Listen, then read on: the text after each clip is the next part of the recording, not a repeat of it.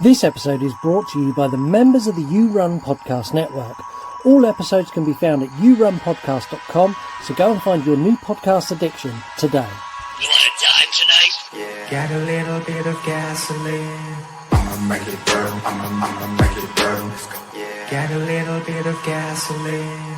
I'ma make it burn. I'ma make it burn. You are listening to the You Run Podcast Horror Movie Review, the only horror podcast run and controlled by its listeners. She was such a bitch, man. The You Run Podcast. You're a fucking idiot. You know who the fuck this is that's talking? You kick him in the ankle and cripple him to the floor and he's crying for his mummy. This situation's over immediately. Like sexual services on Klarna payment. Because after all, this is not our show, this is your show. Hello and welcome to the You Run Podcast Horror Movie Review. My name is Scott. My name is Mark. And Mark is looking so baffled because there is music happening that he did not expect. Why have we put disco lights on as well? This is fantastic. It's great, isn't it? We are a horror movie review show brought to you every single Tuesday where me and Mark discuss horror movies that you've chosen on our Instagram page. You can follow us on Instagram at You Run Podcast. We also do early drops of this show on Patreon, which come out anywhere between a week and 3 days prior to release. Me and Mark have been friends for a long time. We have a very similar taste in horror movies, but a very different take on most of the things we watch. So you'll find us sometimes bickering, and other times we get on like a house on fire. The way this show works is we offer our review and our scores.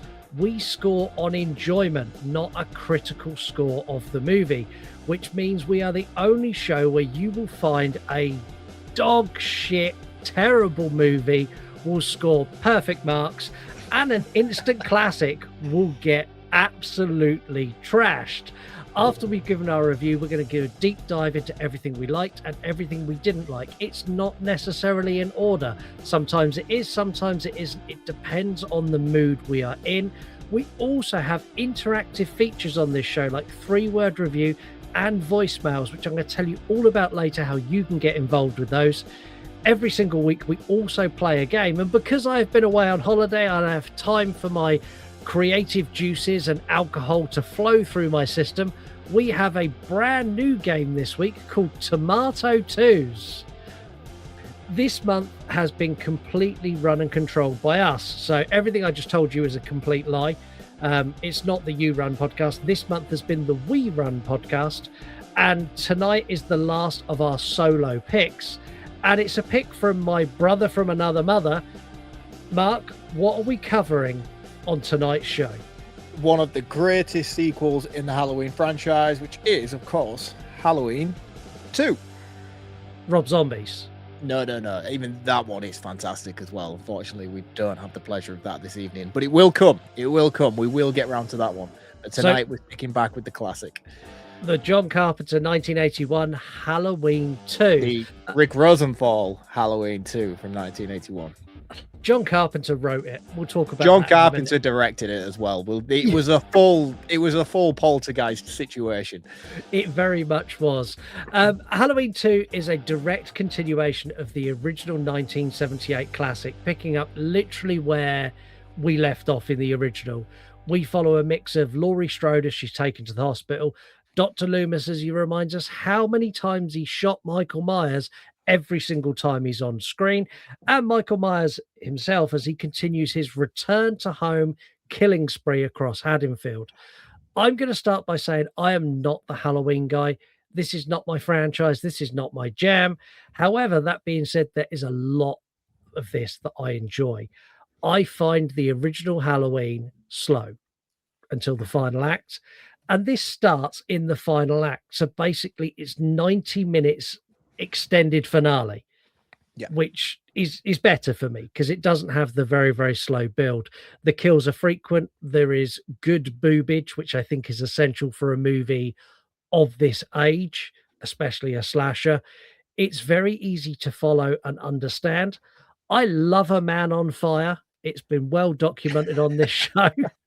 I knew you would bring that up. There is an epic man on fire in this. However, I do not enjoy this film. John Carpenter was basically forced to write a sequel. He didn't want to make this movie. He was told he had to. And to do this, he locked himself in a room and basically pounded beers until he finished the script. And fuck me, does it show. I'm not going to tear this apart because it is not a bad movie. It's just not. It's not a bad film. It's a basic bitch slasher with some seriously bad script issues. And they ultimately pigeonholed themselves into a lane that Halloween never needed to be trapped in. And we end up in this place where we're in this never ending loop of Laurie Strode because of what John Carpenter wrote down. I think if you're a Halloween fan, this is gold. It is quintessential viewing. You have to watch Halloween 1 followed by this. If you're not a Halloween fan like me, you're not a big Halloween guy, I think there are infinite amounts of slasher sequels that are available that I enjoy more, that I would recommend over this. And get ready for Mark's big gasp. I'm going to give this a 2 out of 5. Oh, dude, that is criminal of a score for a movie as great as Halloween 2. I get it. No, I don't get your score, because even if you weren't a Halloween fan, I think you could appreciate what this movie does and what it represents for the period of time that it came out. Yeah, appreciate 100%. I score an enjoyment. I didn't enjoy it. I enjoyed it to a 2. Right. Okay. Fair enough. I'll let you have it. I mean, for me, obviously, I'm on the complete opposite end of the spectrum to you with this. It's Halloween is one of my favorite movies of all time. I think it's just a phenomenal piece of cinema. And I think what they try to recapture with this sequel is about as close as you could possibly get to following on from such greatness, in my opinion. I think they do a fantastic job of recapturing, considering this came out like 3 years later as well. This wasn't a straight back into production sort of situation, as you can tell by Jamie Lee Curtis's wig. This was shot 3 years later. It's a shocking wig. It's a terrible, terrible wig. But for me, I think it's a fantastic continuation. You know, I think given the way that the first movie ends, it's a really difficult place to pick it back up again by still incorporating core characters of the story. The fact that a time jump wasn't introduced worked perfectly for me, and that this does follow on immediately after the events of the first film. It's one of those films, as you've mentioned, anybody who is a massive Halloween fan would really struggle not to watch this immediately after finishing the first film, because they are so perfectly interconnected. I love the hospital setting. I'm a big sucker for any movie set in a hospital. I think it's probably one of the creepiest places you can be in, regardless of whether it's a horror film or not. So I really love the hospital setting here.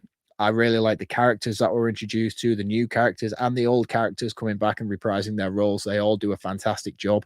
And again, I'm going to say it, I don't really like Laurie Strode as a character, and I'm not particularly a big fan of Jamie Lee Curtis, especially in this movie. I don't think she really shines in this franchise until we get to Halloween H2O, in all honesty. I've got to ask you, sorry to interrupt you again. No, I've you're got right. to ask you, how do you feel on her becoming a sibling? Spoilers if anyone hasn't seen this 40-year-old movie. I'm a big fan of it because I'm also a big fan of where this then goes. I'm a big fan of the Jamie Lloyd story arc that follows in 4 and 5 and slightly into 6. And then again, when they recon the situation and we have, well, not necessarily, because I don't think you even need to retcon the timeline to include H2O after the events of Halloween 6, in all honesty. I think it works perfectly to have her miraculously reappear with a different name and fake her whole death and still continue through on the existing timeline. I'm a big fan of it. I think it works very, very well. I understand there's a lot of people who don't like it, and I can understand why, because it does keep the installments of this franchise repetitive in a way. But for me, as somebody who likes the consistency, and I know everyone's going to come at me and say it's the least consistent franchise available. It's not. It's not. It's really, really not. Somebody who likes the consistency, I really like it. You know, I think it's a fantastic addition what they did here. But I can also see both sides of the story. I get why people are annoyed by it, but Michael Myers as a character has no real lore or backstory. So to keep him around, you have to have something. Obviously, you've got your Jasons, which is your Camp Crystal Lake. You know, that's his home ground. He kills teenagers. He kills people who have sex. You've got your Freddys, who is taking a vengeance on the parents of Elm Street, you know, so you could introduce new kids, new families to that lore all the time. Michael Myers doesn't necessarily have that sort of reoccurring thing other than the fact that he's based around the Halloween season. There's nothing that would keep him regurgitating per movie where you'd be like, oh, that's why he's back again. This is why he's back again. So I get they need that tie. And I think this is a good one, personally. So yeah, I'm a big fan, in all honesty. I think it works really, really well. So overall, for me, I'm not going to ramble too much now about my loves and dislikes for this movie because we'll get into it on the episode. But it's going to come as no surprise to anybody that this is a 5 out of 5 for me. I think it's a fantastic sequel to one of the greatest movies ever made. I think you should change your score and score it out of 6. I shot him 6 times. Or 7 in this movie's case. It's 7, or if you count, many times. Loomis can't count. That's no. And the thing is, Loomis can count. So in the original Halloween movie, he shoots him 6 times. He shoots him once in the hallway, and then he shoots him 5 times off the balcony. Yeah. Loomis has a 6-shooter revolver. Yeah. In the recap, when they redid the intro for this movie, which follows on basically the opening to this movie is reaccounting the last 5 minutes of the first movie. Yeah. And what they did is Loomis shoots him in the hallway. And then he shoots him in the balcony 5 times like he does in the original. However, in editing, the sound people put in 6 shot sounds instead of 5 when they should have done. So Loomis does actually still shoot him 6 times at this point. But whereas in terms of this movie and how this movie plays out as an audience member, you're like, I counted this motherfucker. You shot him 7. Yeah, I literally sat there like 1, 2, 3, 4, 5, 6, 7, and then listened to Loomis for the next hour and 40 minutes tell me he shot him 6 times. I'm like, you fucking didn't. Yeah, it is an editing guff. And to be honest with you, I really don't know why it hasn't been changed, considering the amount of 4K releases and Blu-ray releases that this movie has. It's not like there is an actual action for the 6th or 7th shot. It's just someone put it in editing and put 6 bangs in instead of 5. So I think that is something that I'm really shocked hasn't been sorted and rectified. I think that in editing, John Carpenter sat there, watched the 7-shot sounds, and then literally the following scene had Loomis say 6 times. And I think he was still pissed from the writer's room and went, I don't care. It's fine. Yeah, he's done it on purpose to piss people off for generations because that's the type of man he is. 100%. We're going to play a quick ad. We're going to come back in a minute. I don't know if anyone noticed. I'm sure you did. Our intro has changed. It is no longer AI. The ad currently is, but they won't be moving forward into September. And when you get to the ad break in a minute, if you're on Patreon, you won't hear this, but if you get to the ad break in a minute, you'll understand why, because I'm going to explain it. So here is our ad for this month. Yeah. Come on. Step into the shadows where the monsters creep. Native Randy's waiting while the world's asleep. From cult classic slashes to the B-movie fright, they're digging up the legends in the dead of night. So turn up the dial and join the creepy crew at the Graveyard Club. There's a killer seat for you. I know you won't regret it. So what you waiting for? A whole world of horror is just behind the door. The Graveyard Club broadcast. The Graveyard Club broadcast. The Graveyard Club broadcast. The Graveyard Club broadcast.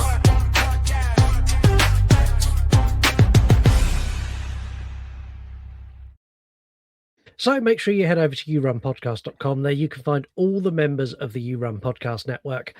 I've done a lot of traveling over the last couple of months and the last couple of weeks, and I have listened to a huge amount of shows from the network. I listen to them as often as I can, but we've got 17 different shows in there now. It's hard to keep on top of all of those. That would be 17 episodes a week plus the other podcasts. It's a whole thing. But I listen to loads of their latest episodes, and man, we have got some real gold in the network. Go to yourunpodcast.com, click on one you like the cover art for. You can listen to them straight on the website, and you are going to find something in there you absolutely love. So please go and do that.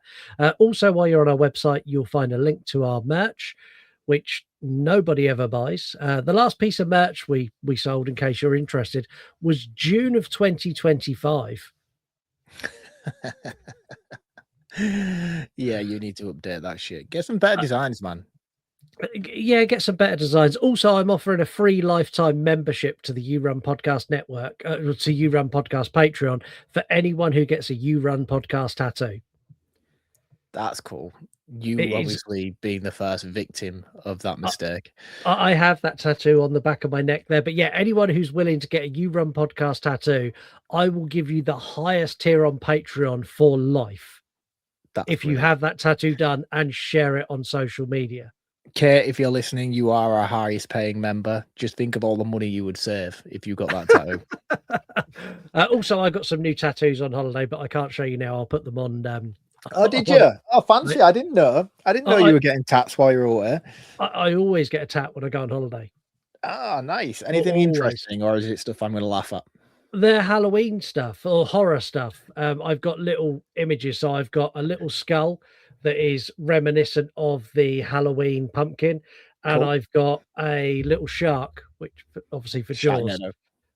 Or Sharknado. Sharknado. That's why I got mine. Mine was a Sharknado tattoo. Speaking of our Patreon, you can go there, patreon.com/YouRunPodcast, and there you'll get access to early release episodes of this show and True Crime without any ads whatsoever. You'll also get exclusives, and we're doing a You Run Academy at the moment where we'll tell you how to start and create a podcast from scratch, literally step by step, all the way through to understanding the numbers that you get and the people that listen, and then how to market that on social media. It's a whole thing. Also, make sure you rate and review us anywhere you can. So that's Apple, that's Spotify, that's if there's an option to leave us a 5-star review, please leave that. Also, links to all of our socials, and Mark's social is now on there as well. And yeah, that's about it. But my AI story. So we've used AI generative music, and it's not because I'm lazy. I wrote the lyrics to every song we use on this show, to all the ads, to our intro, everything. I write the lyrics, and then I get an AI singer to sing that for me, because I can't sing for shit, and I don't know any bands that would do that within our budget. So after I got back off holiday, I'm like, nah, do you know what? I think we might look at redoing some of the music. And I was pissing around, and I asked it to write a song about you, me, and the show. And it's got a decent amount of information about the You Run Podcast Network and everything from the internet. That's where it gets all of its information. And it come back talking about like my kids and Lisa. And I was like, how do you know that? And it's like, it does that dot thing where it's going to answer you. And then it just didn't answer me. You got ghosted by AI. I did. It ghosted me. And I'm like, what else do you know? And it's like, it kind of done this, when you had a like partner who was, I'm sure you've had a girlfriend like this, who you ask them a question, they go, I don't know what you're on about. Like, it done that. It's like, yeah, I'm married to one.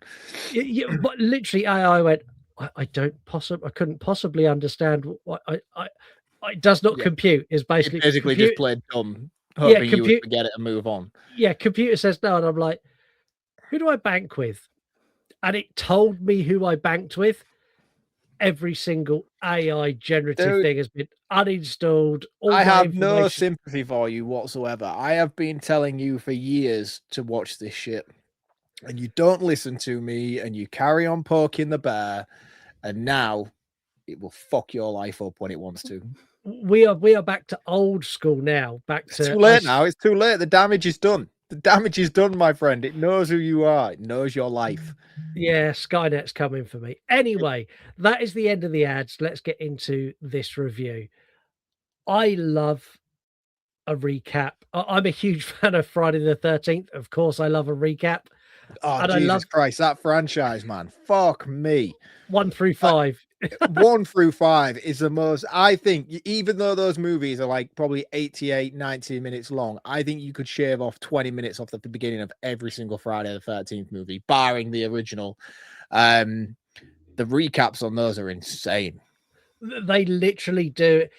You know, when you watch a series like Game of Thrones or Lost or The Walking Dead, The highlights Friday, reel.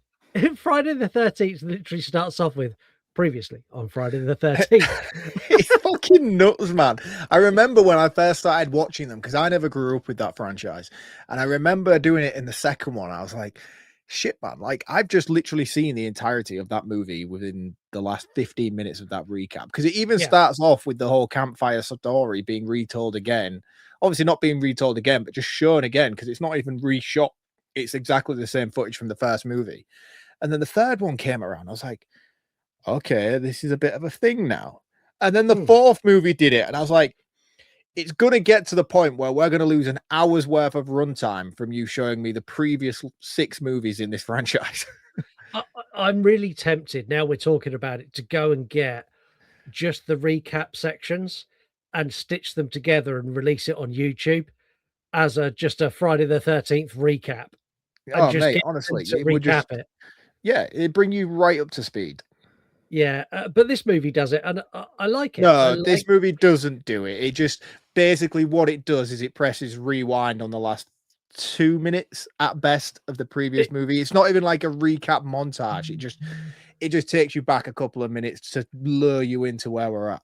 Yeah, because Lisa's, I've seen this. I was like, you haven't. She's like, I have. I've seen this bit. He comes out. He's going to come out of that. He's come out of the hallway. I was like, yes, but you saw this at the end of the last movie. She's like, well, what? And she got in a right tears. Like, well, why am I watching it now? I said, they're reminding people who haven't seen it. But I watched it the other day. I'm like, oh, I know.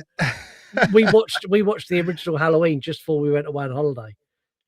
Oh, cool. And so my plan was, Lisa likes the original Halloween. I was like, yeah, I will watch that, and then when we get back, I know we've got Halloween 2, and I can ease her into that. And it's an easier sell than selling her something like fucking Human Centipede 2.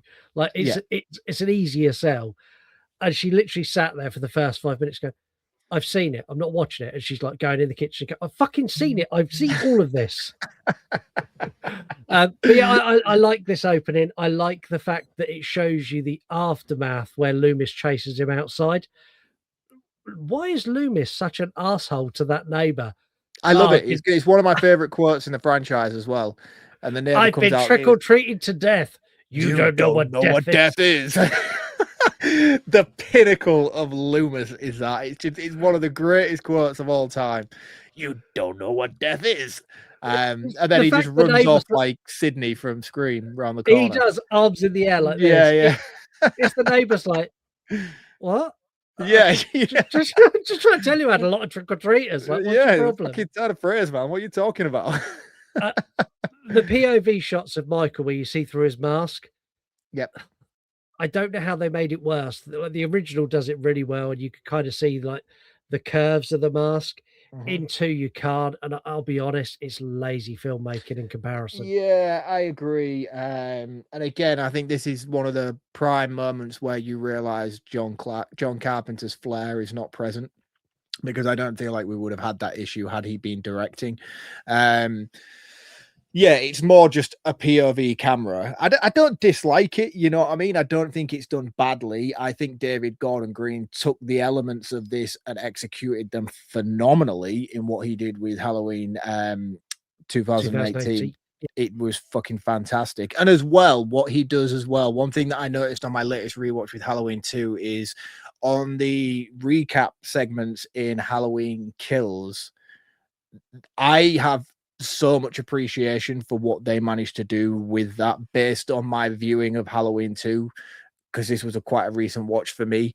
The whole setting of the alleyway scenes as he's walking down, you've got the double garageway on the left. It is shot for shot in those flashback scenes in Halloween Kills. And I assumed just off the cuff that it was just a random alleyway that they used. And I was just in awe of how great he was in remaking that original traditional mask. But then now when I watched Halloween 2, I was like, oh shit, you've literally fucking copied and pasted and rebuilt this entire street to make it look as good as you did from the footage you've got from Halloween 2. And yeah, I just applaud massively. And don't get me wrong, he doesn't deserve my applause in any way because of what he did in Halloween Ends. But what he did with that flashback sequence in Halloween Kills after watching Halloween 2 again recently, I was just like, wow, top effort. Yeah, I think Gordon Green done like Halloween 2018 is a masterpiece. Kills and Ends, I'm going to put a lot of that blame on the studio for not giving him enough time. 2018 was a passion project he'd worked on for years. Yeah. And then And don't get me wrong, I don't dislike Kills. I don't dislike Kills in the slightest. I think it's a good movie with heavy flaws. And I'm warming more and more to Halloween Ends as the years go by because I do watch it every year. And I am becoming quite the fan of it. It's just not the direction that I feel like most fans wanted it to take. But as an individual standalone movie, it's actually pretty good. Yeah, it's just missing that silver shamrock logo in the back of the mask at the end. Yeah, you know, but even then, I think as a standalone, I don't think like that would have justified the overall messy setup across the trilogy. You know, I think if you separate each 3 movies on their own, the first one is obviously an incredible movie. I think the next installment in the Halloween franchise, which is due to come out next year or the year after for the 50th anniversary, I think Miramax are trying to push. If they don't call it Halloween H50, I'm going to be well annoyed. Yeah, H50. It's not the same though, is it? But I think they really are going to struggle to fill the boots of what Gordon Green did with 2018. And again, Kills, I like Kills, but the problem with Kills is it feels very disjointed from what he did with 2018. But on its own merit, it's not a bad movie. It sets up some really interesting things in him constantly wanting to return to the house. And then in Ends, that movie's pretty good in its own merit, but it doesn't follow on with anything that comes from Kills, you know, and that's what really makes a whole trilogy feel very disjointed. And that's why it doesn't work, in my opinion. Anyone who's not a fan of Ends, watch it again and watch it as a remake of Christine. And all of a sudden you'll be like, oh yeah, okay, I see it now. Because it is beat for beat Christine. There is a cut out there of the trilogy, and I have watched it, and it's really, really good. I can't remember where I found it, but there is a cut of the Gordon Green trilogy where it's H18 in its entirety. Then it takes the good parts of Kills and eradicates all the evil dies tonight bullshit. And then it tacks on the end of Halloween Ends and eradicates all the Corey Cunningham bullshit and makes a really consistent, solid sort of 2 to 2 hour and 15-minute movie of what this should have really been. It's a really interesting watch, and it does play out pretty flawlessly, in all honesty. You'd think there would be parts that would make it feel really weird and out of place, but it works really, really well. If you can find it, send me the link and I'll put it in the episode description of this episode. I'll try and find it. It's not something you can find readily on YouTube. There's like somebody who like did the cut on YouTube and you have to go to him to get it. And I did get a copy. I'll see if I can find it. And yeah, I'll put the link up. First kills in this, I quite like. I like the whole fake out with the old couple watching TV and Michael sneaking in and stealing the bread knife.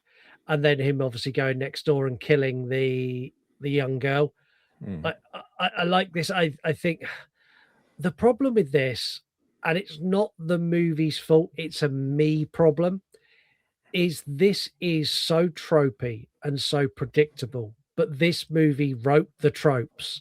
So if I'd have watched this in 1981, I'd have been like, what's going to happen? Oh my God, he didn't kill the old people. He killed the girl next door. But now, having watched thousands of slashers, I'm like, yeah, he's not killing them. He just wants the bread knife. He's going to kill that girl next door. And it's my fault. It's my amount of consumption of content that now I watch this and I'm like, oh, that could have been so much better, but it wasn't. See, I think that's the thing that separates me and you as viewers on this movie, is because for me, I watch this movie religiously. So for me, I don't observe those things that would separate me to have the time away from it to be like, oh god, that's a bit tropey, because it's just so fresh in my mind continuously. However, somebody who's not such a massive fan of this franchise, maybe watched it 10 years ago and then went back to it again now, they would, I could understand why somebody would be underwhelmed by what this movie is and constantly be like, why do people love this movie so much? I think it's very reminiscent of what the first movie is in terms of its pacing and its building. It's a very slow movie, you know, just like the first one. Obviously it's amplified slightly, but I will say that it is still consistent in terms of keeping everything at a certain momentum up until the point when it's not, you know. It's not a Fast and Furious style movie. It's not rapid. There's not kill. There's a lot of lore building. There's a lot of story development and character development before we even get anywhere with this movie. And I don't have an issue with the pacing. I don't have an issue with the lore building. I kind of like all the lore building is brought by Loomis. And it's in these cutaway scenes where it goes to Loomis and the sheriff, or Loomis and someone from the hospital, or Loomis and somebody. And it's just Loomis lore dumping in the most Loomis way he can. He's like, I shot him 6 times. When I met him as a boy, I knew he was nothing but evil. He's not a man. He's not a man. Like all that shit. And the way it's done is it's luring you down that path that Michael might be supernatural. And if you look at it in like the franchise kind of view, this is the second movie. He's not supernatural in the first. It's teasing that element of he may be something else. And I like it. It's great. It just, and I mean, we don't. That's the thing. We still know nothing about Michael Myers as a character. I mean, the thing is, as a character, Michael Myers is always grounded as a person because we know he has a childhood. We know he has previous life. You know what I mean? He's not just a mythical element like Freddy Krueger who's just appeared somewhere in nightmares and dreams. You know, we know he's been locked up in incarceration for however many years and he's escaped. He's mentally might be able to endure that level of pain without considering it even hurting him, you know, due to his mental state, you know. But however, he is very much a man, and we know that because we know from the previous movie that he is human. However, he is very much a mystery of what is he capable of. Yeah, exactly. And I like that. I do like that. And I like the do you know what made me laugh more than anything? So Laurie gets transported to the hospital and she meets is it Jimmy? Jimmy is the horniest motherfucker in the world.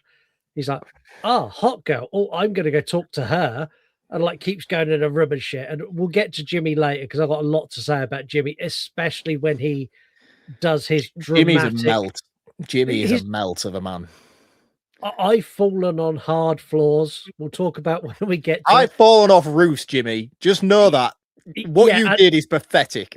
Not once have I got out and like fainted in my car. It's never happened. You did faint in the bathroom though and end up in hospital, to be fair.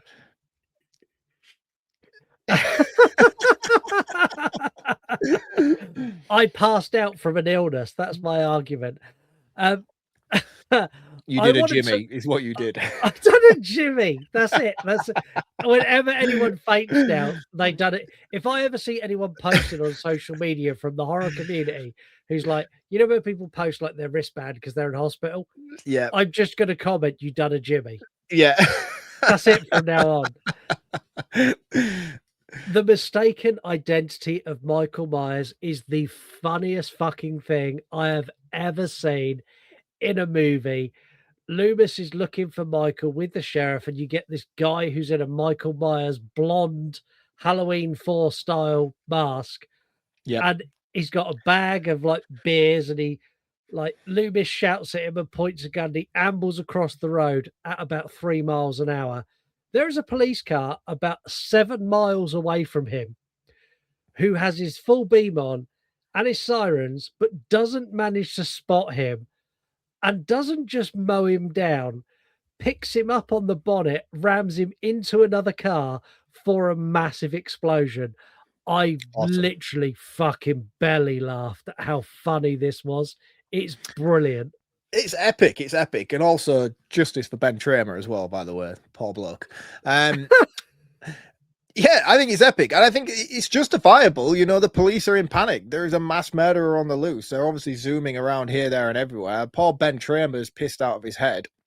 And again, one thing that I don't justify about this particular instance is the Michael Myers mask is not a synonymous thing at this moment in time. We know that he stole it from the hardware shop in the original movie, which makes us know that there are multiple people wearing these masks on Halloween night. So for Loomis's reaction to be that it was, I think Loomis is nuts. And we know this because by the time we get to 4 and 5, Loomis needs sectioning himself. I think they missed a trick here. So the Michael Myers mask is famously a William Shatner mask that was turned inside out, painted to make it look like Michael Myers. They had an opportunity to have someone in a Star Trek uniform with a William Shatner's mask, and Loomis mistake that, and they didn't take it. And they've never done it in a Halloween movie, and every single time they don't do it, I'm like, oh, come on, it's they right can't, there. Though, can they? Because William Shatner's a dick. I think he's tried to sue this franchise like every 10 years throughout his entire life to try and get some sort of royalties from it. Yeah, but he'll be dead soon, so maybe they can do it in the next one. Yeah, possibly. That was dark. That was dark. It was. I apologize. I'm not a Shatner fan. I don't really like him, to be honest with you. I really don't like William Shatner. Yeah, he's a dick, man. Every time, like I say, and I'm not a Trekkie either. I've never seen a single episode of Star Trek. So for that reason, I'm sorry, all you Trekkies out there who worship him. I just think the dude's a bellend, you know. Yeah, I had the same sort of feeling about him that I have with Sean Connery. And as much as I like him as James Bond, I still think Sean Connery's a dick. And one thing that always sits really badly with me is that they offered the role of Gandalf to Sean Connery before Sir Ian McKellen, and he turned it down, thankfully, because I could not imagine me loving Lord of the Rings as much as I do if Sean Connery was my Gandalf. There is a Sean Connery clip.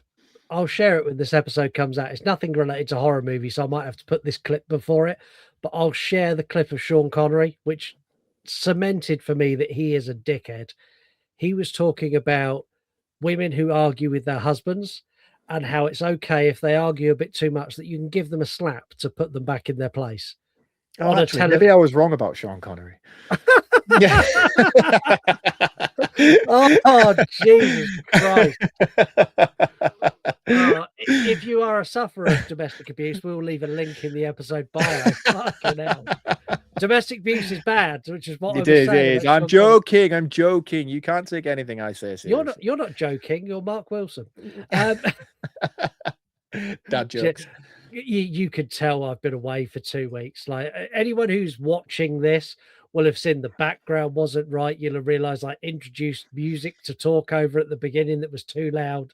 Like this is a we're learning. Yeah, it's been a while. Learning. We've been doing it for almost a decade. Yeah, I know, but you've been away for what, 2 weeks now? And I think we haven't recorded in 3 weeks. 4. It's a long time, dude. It's a long time. It's a long time to be out of touch, you know. Massively out of practice. Michael kind of gets a gist of where Laurie is from. Yeah, before you're missing over key elements of the story that I love. So poor Ben Tramer has been wiped out by the van and blown up. And this leads on to another subplot of the movie, which is really, really interesting and fuels the direction of where the rest of Loomis's arc goes, really. Because at this point, Sheriff Brackett and his deputy are like, that's it, he's done. He's done. Yeah. This is it. Go home, get out of town. And then another police car pulls up to inform Sheriff Brackett that there has been multiple murders found across the road from the Doyle house, and Annie was one of them. Annie, obviously being Sheriff Brackett's daughter. I wanted to talk to you about this because Sheriff Brackett shows the most 80s amount of man emotion. He's like, oh no, I need to tell my wife. He doesn't cry. He doesn't scream. He doesn't wail. He doesn't get upset. And I'm like, he does. He's angry and he blames Loomis. And he's like, you let him out. You let him out. He's angry. But like, even when he goes to seize the body, they like lift the cover off and he's like, yeah. And Like, shout out to the actress for coming back as well, just to play a dead person. just to play a cadaver. 3 yeah, years like- later, she got 2 minutes of screen. Not even 2 minutes. She got 10 seconds of screen time. 10 But seconds. to be of screen fair, time. she is married to Tommy Wallace, who is. I can't remember. My brain's gone blank on who Tommy Wallace is. He's part of the production company who worked closely with John Carpenter in the first movie. He also then went on to help quite vigorously with Halloween 3 as well. He might have even directed Halloween 3, actually. Yeah, he did. Tommy Wallace. Yeah, Tommy Wallace. So Tommy Wallace. So she's actually married to Tommy Wallace in real life, hence why she was the wife of the Dick in Halloween 3. Okay, yeah, that all makes sense. But yeah, his emotion, like I'm watching it going, dude, it's okay for men to cry. Like your daughter's died, you could be upset, and he's like, fucking. I don't cry. I'm not a crier though, man. I lost my dad, and I didn't cry. No, I remember all my family being like really weirded out by the fact that I wasn't upset. You know, and like they were like, do you know where they do that thing for you where they're like concerned, like you're gonna blow at some point? And I'm like, I just don't. And like it really pisses my wife off as well that I just don't get upset by things. I'm like, what do you want from me? Do you want me to curl up in a ball and cry? Or do you want me to just be a man and just get on with it? We're from a very similar generation, though. I am very much like the sheriff and you. Like the same when my dad died, I was very much like, no, I'm not going to cry. Like it's not my thing.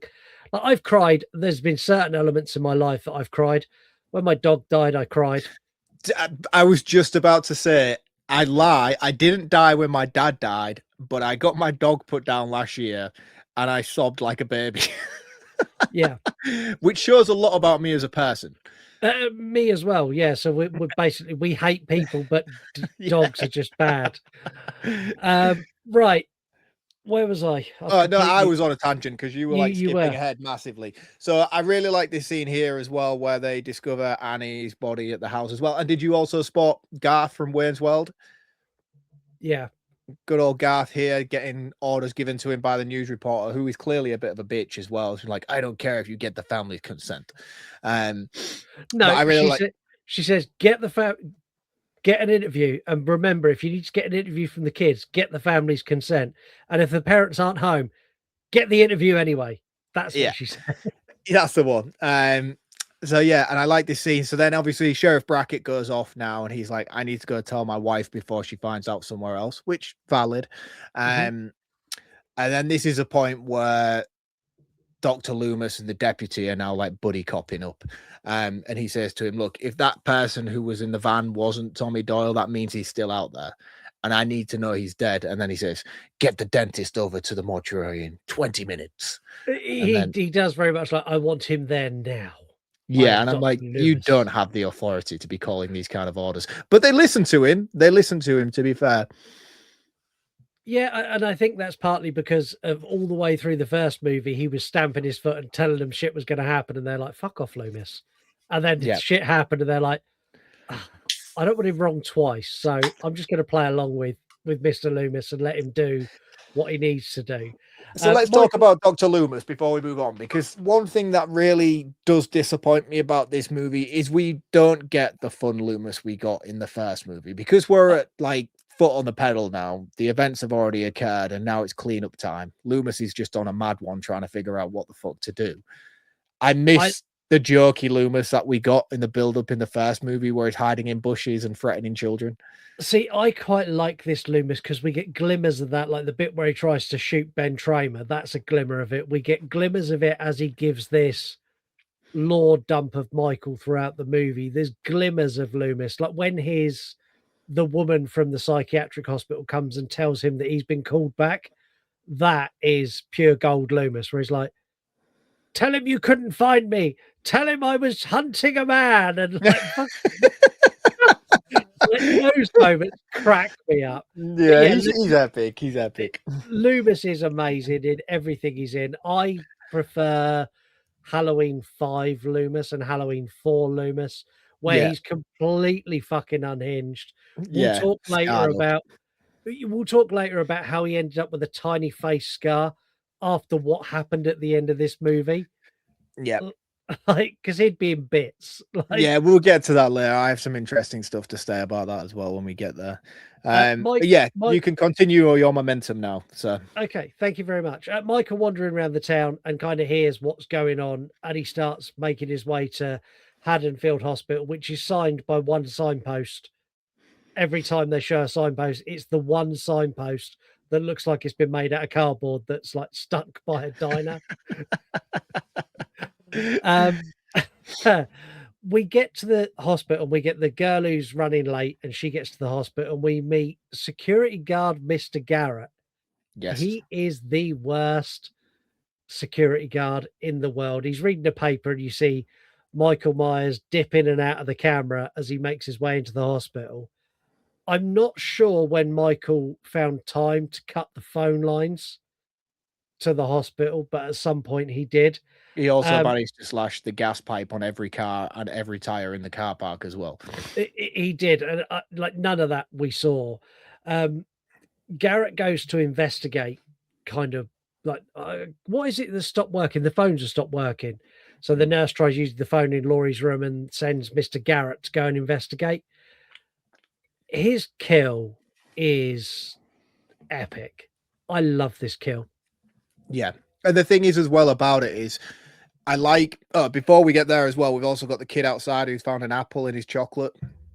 Classic trick-or-treater shit. Razor blade in his chocolate. Not he didn't find an apple in his chocolate. Yeah, sorry, I was thinking, was it in a chocolate or was it in an apple? And then I forgot to say razor blade and just went with apple. But you knew what I meant. Yeah, I knew what you meant. Yeah, However, yeah, that's all right. We're a podcast dissecting movies for people who may not have seen them. And people Nah, go, they know me well enough now to kind of get the gist. there's a new listener going, he found an apple in his chocolate bar. That's incredible. You know me now. You know what I meant. But yeah, I like this scene with the security guard because he takes the nurse with him as well, and they're 1-2ing on the radio system, and it starts crackling. She can't work. Yeah, and it starts crackling up, and he's basically at this point like, shit's not right, call the police. But she doesn't get that message. And just think, had that message have gone through, there wouldn't be a movie, let's be honest. But poor security officer Garrett. It's bad, man. It's bad. He gets spooked by a cat as well, which he didn't deserve. That was terrifying for him, I'm sure. When he goes in the dumpster, lifts it up, and the cat comes out like hocus pocus levels of.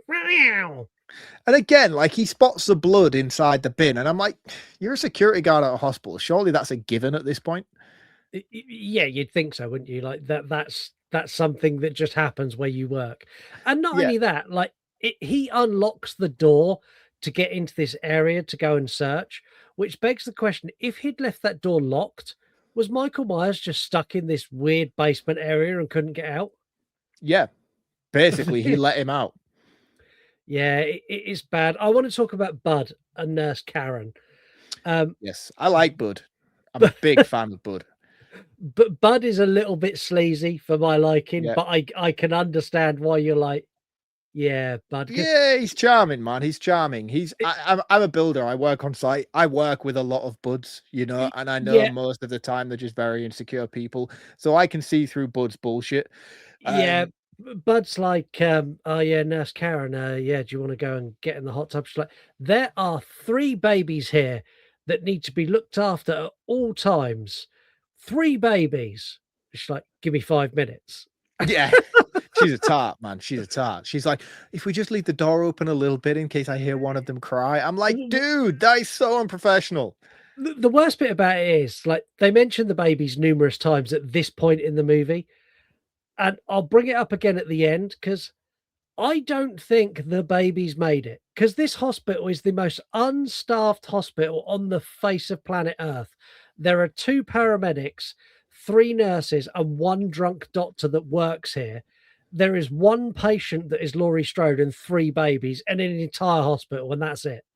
Yeah, we should do the math really, because I remember at the end the paramedic who was wheeling Laurie out. Oh no, the sheriff's deputy we saw earlier on. He says they found 10 bodies. The body count is 10. So you've got security guard. Bud gets 2 nurses. You've got Bud.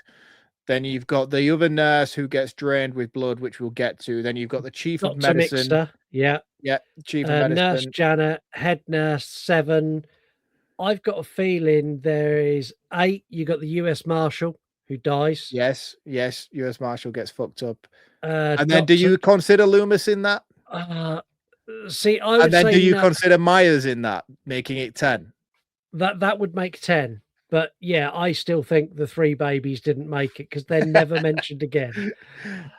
But yeah, Bud goes and gets in this jacuzzi / birthing pool, and Nurse Karen comes in, and I'm gonna say it. That titty, though.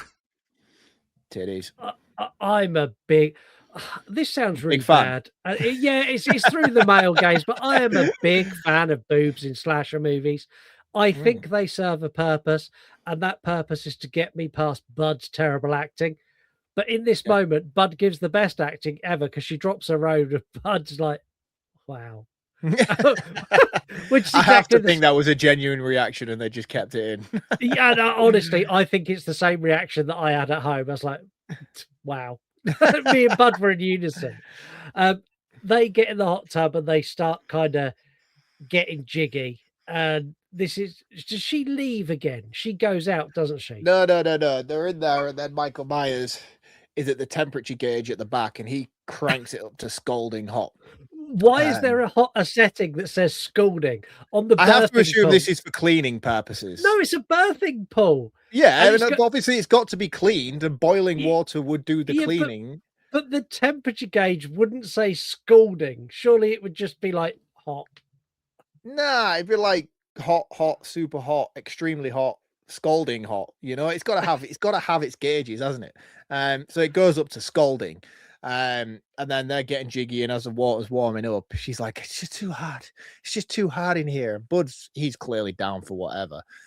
She's like, she gets out and sits on the edge of it. She's like, "No, you need to go turn it down." He goes to go turn it down, and Michael Myers just strangles him off, which is a cool kill because it's like the silhouette in the glass at the back, and I like that. And then that's it. He comes in, and Michael Myers goes for a feely. He does, and melts her face. Yes, reverse Jason X, as I like to call it. These 2 kills side by side, I think, are identical, but in reverse, if that makes sense. They're the same kill. One's frozen and one's boiling. Oh, mate, I've just got the best ever TikTok idea coming soon. Why this is all happening, Dr. Loomis is still on his rampage of trying to find shit out, and we get the scene at the elementary school. I don't understand why it's there. It doesn't make any sense. Again, on this rewatch, it was the most stupidest thing I've ever seen. So this other deputy police officer is here, and he's guiding Loomis around the evidence, and he's like, "So it's clear he broke in through this window, and if you look at this desk here, there is a spot of blood. Now, if you come with me over to this desk here, there appears to be a knife in a children's drawing." Dr. Loomis is out of nowhere, just goes, "Sister?" And I'm like, dude, at what point would you possibly get that conclusion from this situation? And then the other cop is like, "And over here, we have this chalkboard that says Sam Hain." And then Loomis goes on to this spiel about Sam Hain. It is the Celtic origin of Halloween. Yeah, and I'm like, right, okay, that's going to be important later. And this is and then that's it. That is the whole scene. And I'm like, no, what the fuck? We get the bit like straight after this as one of the nurses turns up, and she's the colleague from the first Halloween. And she's the one who gets the she's the one who's trying to leave in the car at the beginning and then gets the wrench smashed through the window. Yeah, but she's got the secret file. She's like, "There's a secret file about Michael Myers." Like, she takes him away. She takes him away, doesn't she? She's like, "Loomis, you have to leave. You've been ordered away. We've got a U.S. Marshal waiting outside for you." Yeah, but this is where she reveals that there is a secret file on Myers. And no, they don't reveal that until the car, though. They don't reveal that until in the car. So they're having a conversation and they're smoking in a school, by the way, which is one of the first things that stood out to me. Is they smoke in the hospital as well. Yeah, and I'm like, you guys shouldn't be smoking in these places.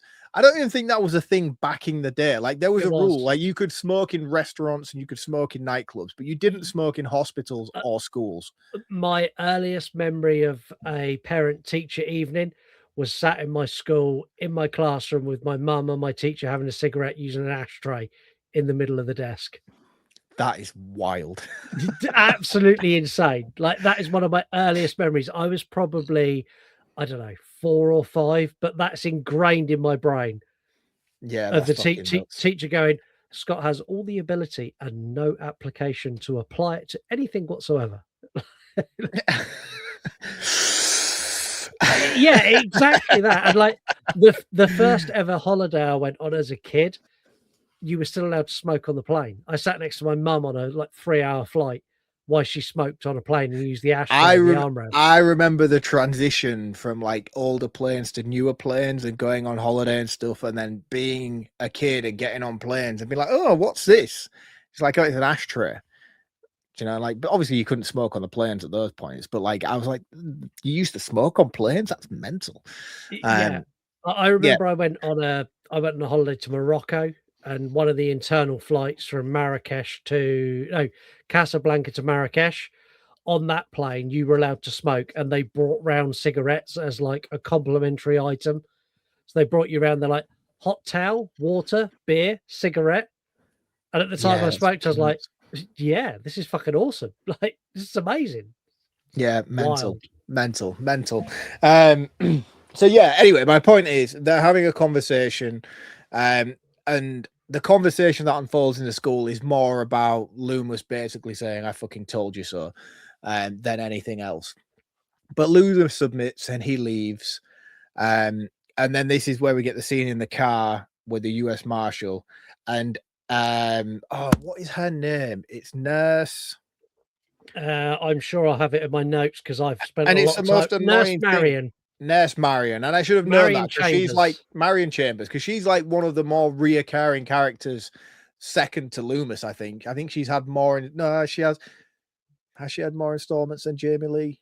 No, she's in this. No. She's in 1, 2. She's in H2O because she gets killed at the beginning in the window when Michael goes to her house to find the secret files.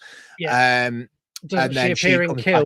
She's in Kills as well. She's a nurse who gets shot. Not the nurse who gets shot, but she's in the car and gets shot.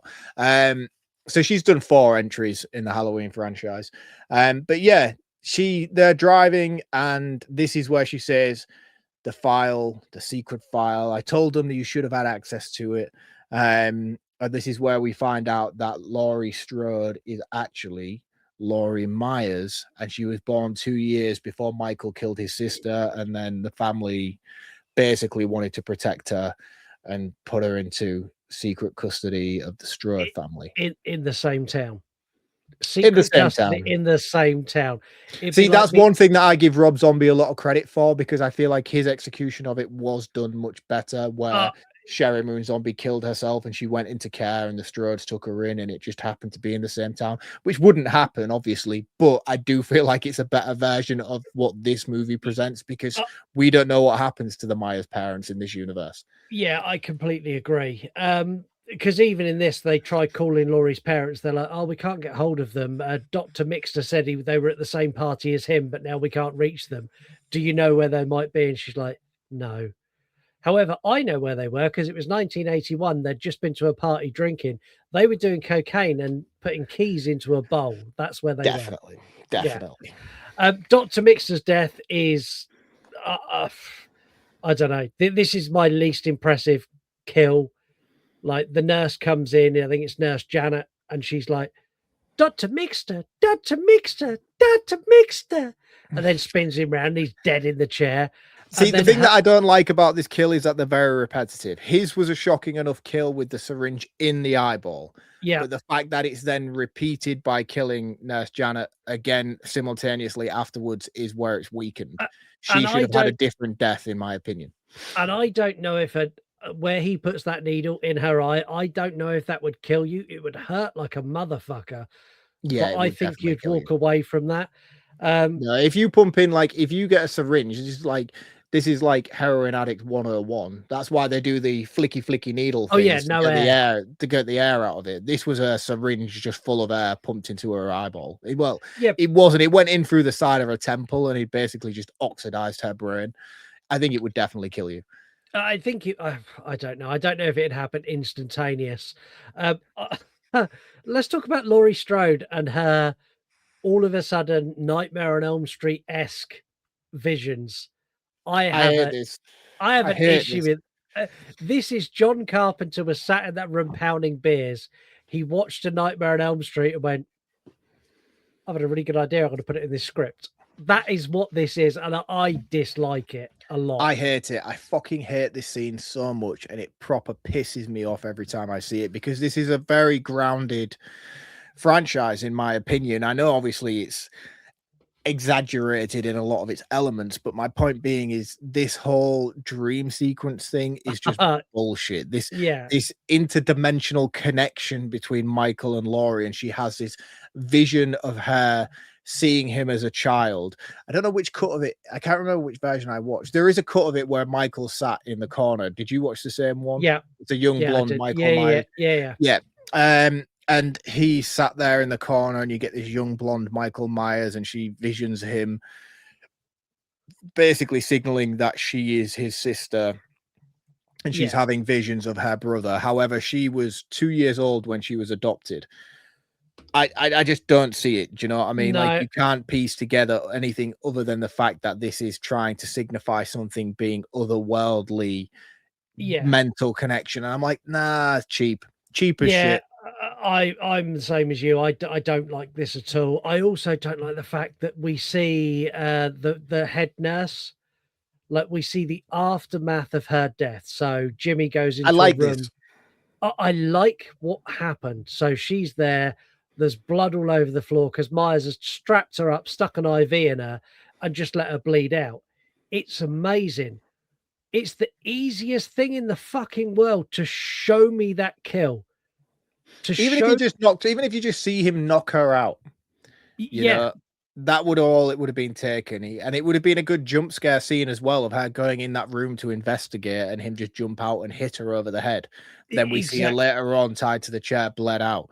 Exactly that. But again, like, there is a lot of issues with behind the scenes of this, and this is where John Carpenter came in as what I will consider to be his directorial influence, because the first initial cut of this movie, Rick Rosenthal was very, very adamant to stay very faithful to what John Carpenter had done with the original movie. And his initial cut went into producers, and their feedback was not enough blood, not enough gore, not enough kills. Yeah. John Carpenter then stepped in to insert a lot of stuff. I think my brain's gone all fuzzy. I think the scene with the child with the apple in the chocolate bar, the razor blade in the chocolate bar. God damn it. I think that's an inserted scene later on. Yeah. I think her death is an inserted scene later on. And there is another one. There's another one. That would mean the car horn incident is an inserted scene. No, I think that was there originally, but it was just no explanation to as... I think we might have seen something happened more detrimental to him than just a knock on the head. I was going to ask, that Jimmy comes in that room, he slips on the floor, bangs his head. Yep. In this time, Laurie's seen Michael, and she's scrambled her way out of the hospital and found her way and hidden in a car. Jimmy comes out, honestly, like he's been stabbed 97 times, gets in the car, and falls on the horn. What's happened to Jimmy? Like, you don't behave like that. You got a boo-boo. Mate, I'm going to say this, and then you're going to instantly bring it back to me passing out in the bathroom. But you don't bang your head and then end up in that sort of state that you need that level of medical care. So, do you know when you fell over and you ended up in the hospital? I did. I'm just trying to think back to how that played out for you. We'll make it even more embarrassing. But no, to be fair to you, you're obviously a senior citizen, and Jimmy's a young boy, and he shouldn't be behaving like this off a knock to the head, is my point. No, would you like the most embarrassing fact of this that I've never shared anywhere? Yes, definitely. So when I had my forward, I've obviously told the story of when Lisa you did a Jimmy. Yeah, and Lisa's there like, don't worry about all the blood. I'm like, oh, what blood? There was another line that followed that I've never shared before, but I'm going to share it now because it feels appropriate for this episode. Don't worry about the blood. What blood? What blood? No, don't worry about that. Don't worry about the piss either. Ah, no, dude. Dude, you should have kept that to yourself. I swear you should have died on that hill, man. That was something. You pissed yourself, man. I pissed myself as well. It was all over the floor. Terrible. Dude, mate, you need A putting. nursing home. Yeah. I think your time has come to send you off to pasture, man. It's bed bath time for What? Scott. Old Yeller.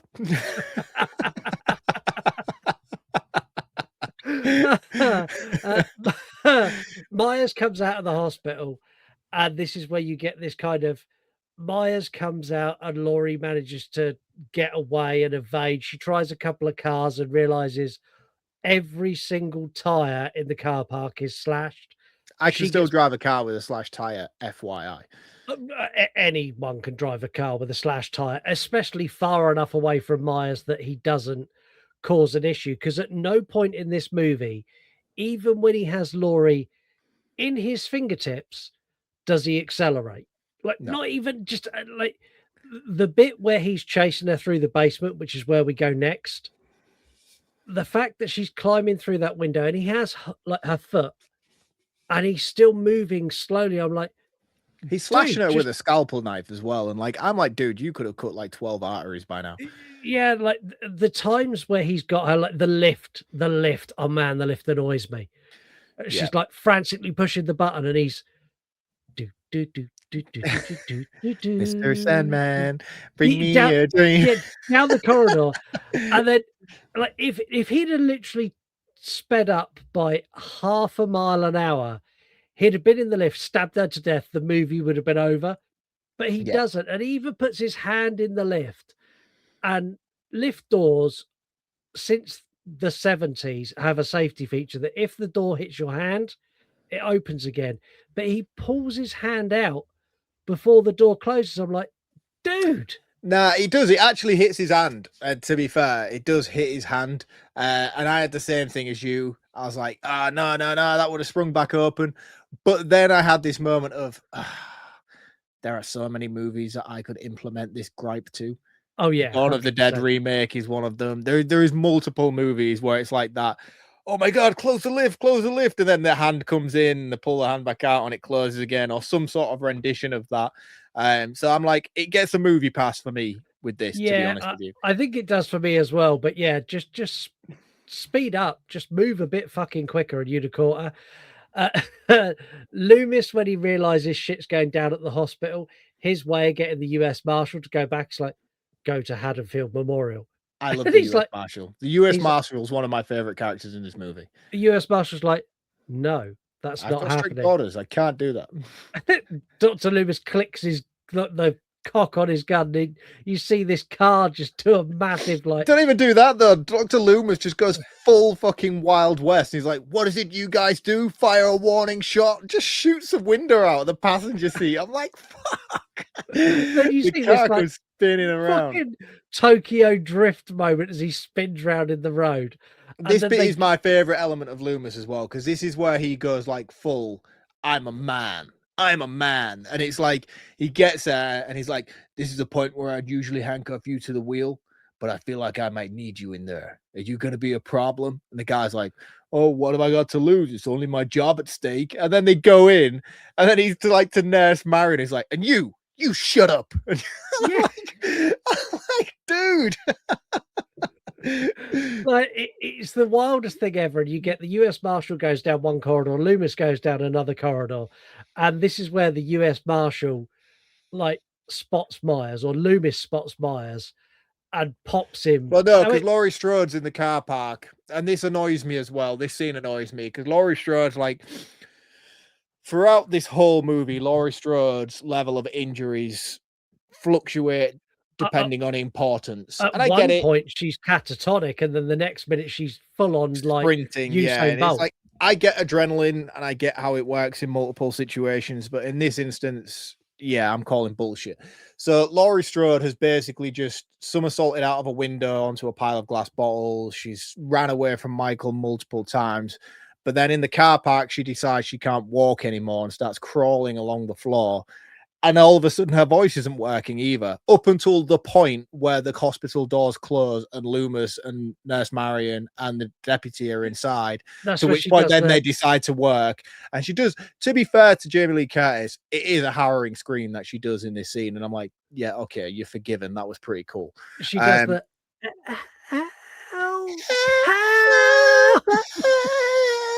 And I'm like, fuck you, man. And then she finally screams. I'm like, too little, too late, bitch. The doors are shut now. No one hears you. She goes, then all of a sudden her legs work again, and she runs across the car park and starts banging on the door. And it's a deputy that hears her, and he lets her in. And then Loomis does his Loomis thing again, which again, just I love Loomis in this movie. awesome. But then Myers is fucking epic here. He doesn't just knock on the door; he walks through the fucking door. Have we missed the kill where he does the surprise finger in the butt? Yes, that was earlier on before the basement scene. This is where she first leaves after she's. And again, I don't get this particular scene because Laurie Strode isn't aware Myers is in the hospital at this point. She's still contained to her bedroom. But for some reason, she does the whole I'm going to put my pillows under the blanket trick so someone thinks I'm in my bed. And Myers comes in and stabs the shit out of a load of pillows. And then she's like creeping along the walls. She's obviously out of it from the medication and stuff because the nurse turns around to her and says, Laurie. And she turns and looks and then panics at the silhouette of the nurse. And then Myers comes up and guess who? Yeah. Perfect soundbite. That's what Myers does. Yeah. But yeah, I like that kill because he does the full lift off the floor with the scalpel, which I call bullshit. It's the shoes dropping at the end that really sort of humorizes the kill, to be honest with you. But yeah, it's still pretty epic. But Loomis puts a couple of bullets in Myers and drops him, and he's he puts 4 in him this time, and he's like, "Stay away from him. He's not safe." And then he goes into having a chat with Laurie, turns around, and the US Marshals down, touching Myers, like, I told you to stay away from him, and that's it. Myers is fucking up. Oh, and it's cool as well. Like, it's cool. He fully MMAs his US Marshal, grapples him to the ground and slits his throat. Yeah, but I'll never get over the fact that Michael. I grew up watching professional wrestling. Michael Myers sits up exactly how the Undertaker sits up, but obviously the Undertaker has taken that from Halloween. Yes, and watching it back now because professional wrestling was such a big influence in my younger life. When I watch it now, every time he sits up, all that goes through my head is gong. I hear the Undertaker's gong when he's like boff and up. But yeah, this kill's awesome, and this is where Loomis goes, "Quick, run with me," and he takes them into. You've got minor operations and major operations next to each other, and they go into you have the kill earlier in minor surgery. Sorry. Where the nurses drip dry of her blood. And then for the finale, they go into major surgery. I'm like, okay, that's quite funny. I like that. And they hide in there. And this is where Myers gets in. He stabs Loomis. Brutal as well. I don't feel like Loomis is a strong enough man to take the scalpel to the stomach like he got. It was a full slit as well. Yeah, it was he really went for it. So Loomis is kind of down, and then he gets up and he cut. This is my issue. I don't know what gas they're turning on. Oxygen. I assume, is it all oxygen? All oxygen, yeah. So because oxygen is extremely flammable, just pure oxygen like that. But does oxygen hurt Michael? Because Michael's like, and this is where. Well, no, that's just because he's been shot in the eyes 2 times. If Laurie had shot the gun prior to the oxygen tanks being set off, Laurie would have died in the same instance. So she shoots him first. What sniper school did Laurie Strode go to get 1 in each eyeball? I have to feel like she was just very lucky in this instance. And she wasn't lucky because it clearly needed to be between the eyes. So I feel like this was a mistake on her part. I do like her though. I like this scene. I like where she's trying to. She's I like, like the Michael, blood. Michael, I like Michael. the blood down the mask as he kind of like, you shot me in the fucking eyes, you asshole. Yeah, I've got a cool figure that Heather sent me. A Michael Myers figure. It's from Halloween 2. I'll show it now. Actually, it's really fucking sick, and it's the Michael Myers bleeding eyeballs one. It comes on a plaque. It's really cool. It comes on a plaque. Cool. It says H2. It's got a Halloween 2 plaque on it. But yeah, cheers, Heather. I appreciate it. Yeah, I like that. I like that a lot. But yeah, this is where you get Loomis is like, Laurie, run, run. And she runs away. And Loomis gets his lighter out. Is like, Michael, it's time. It's Loomis time. The explosion, we'll talk about the Burning Man in a minute because I love that. The explosion that happens right where Loomis is would have blown him into bits about the size of cornflakes. He comes back in Halloween 4 with a scar on his face. Michael Myers, this Burning Man scene, the stunt man for this, fuck, man. This is, I've seen people on fire in so many movies. Like this stunt man, I don't care how well padded he was, he had burns after this. He is like, he looks like a petrol tank has gone bang. It's brilliant. And it's walks awesome. for ages too. Yeah, this is a really cool VHS release. It's the original rental release of Halloween 2. And on the back, it is all the Burning Man Myers walking out of that scene and all the flame. Honestly, it's fucking fantastic. I don't own it. I'll talk about it more in my VHS segment later on. But it's a really, really cool shot. And I think the 4K Steelbook release that came out in Germany, I think that has it on the back as well. It looks so good. It's such an epic scene. And even more so when he falls to the floor and you see the withering Myers mask melt into his face as he's just burning away. And then I want to say the Mr. Sandman music comes in, but it doesn't. I'm lying. We get a full scene outside in the hospital car park after this. Yeah, we get the scene outside where you've got Laurie wrapped in a blanket and she's like all traumatized, and then they help her get into the ambulance. And then as she's driving away and the sun's coming up, it's like do. I feel like it would have been a better place to cut that from the end, and we had it playing over the Burning Myers. I agree. I think that would have been a better ending. However, so just to justify Dr. Loomis's return, I've never seen it. I don't know if it's a myth, but apparently there is a scene that was filmed that shows Loomis being blown out of the window.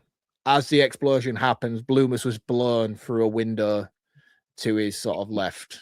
If you're listening to this episode, if that scene exists, it will be on our Instagram at You Run Podcast the week of release. Because if it exists, so if you can find it, that would be awesome. But apparently, out there in the ether is a scene that was filmed, and I don't know whether it was filmed for this movie or it was filmed as a precursor to H4.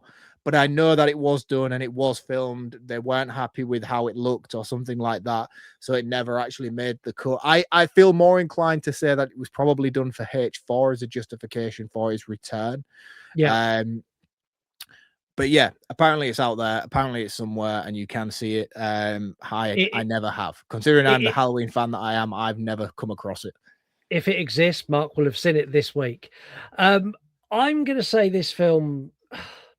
I've really enjoyed talking about it. Like, as much as I scored this a 2 out of 5, I think talking with you has made me like it more than I liked it watching it with me and Lisa. I don't do it very often. I'm going to up my score. I'm going to give it a 3 out of 5. Hey, that's good. That's good, man. I like that you have done that. That's made me feel nice. Yeah. Where are you with this? It's still a 5 out of 5? Of course, it's still a 5 out of 5. It's one of the greatest sequels in the Halloween franchise, and I'm a Halloween fanboy. Like, I love this franchise through and through, and I love this movie through and through.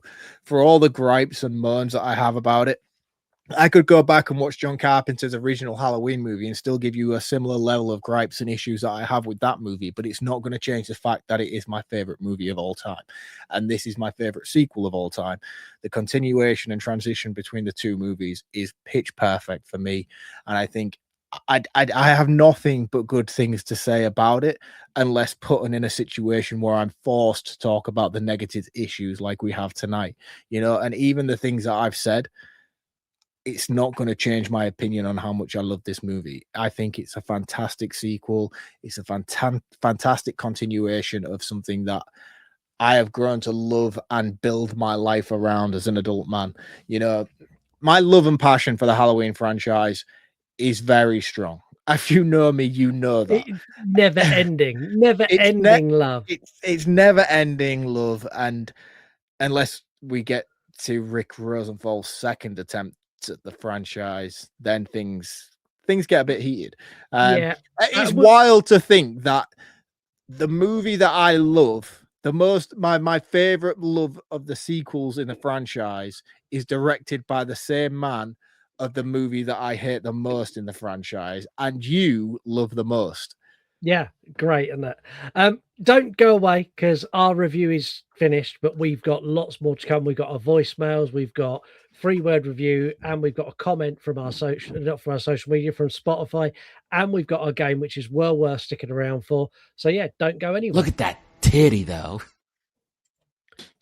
So first off, we're going to check our voicemails. We actually have 3 voicemails this week. I'm going to give you a choice. 1, 2, or 3. I've numbered them, and I'll be honest, I'm giving you a choice of 1, 2, and 3 because I didn't put anyone's names on them. So it makes no fucking difference what number I pick then, does it? No. Let's go 2. Let's go straight down the middle. Okay, number 2. Hey guys, it's Kate. I'm just listening to the Eden Lake episode.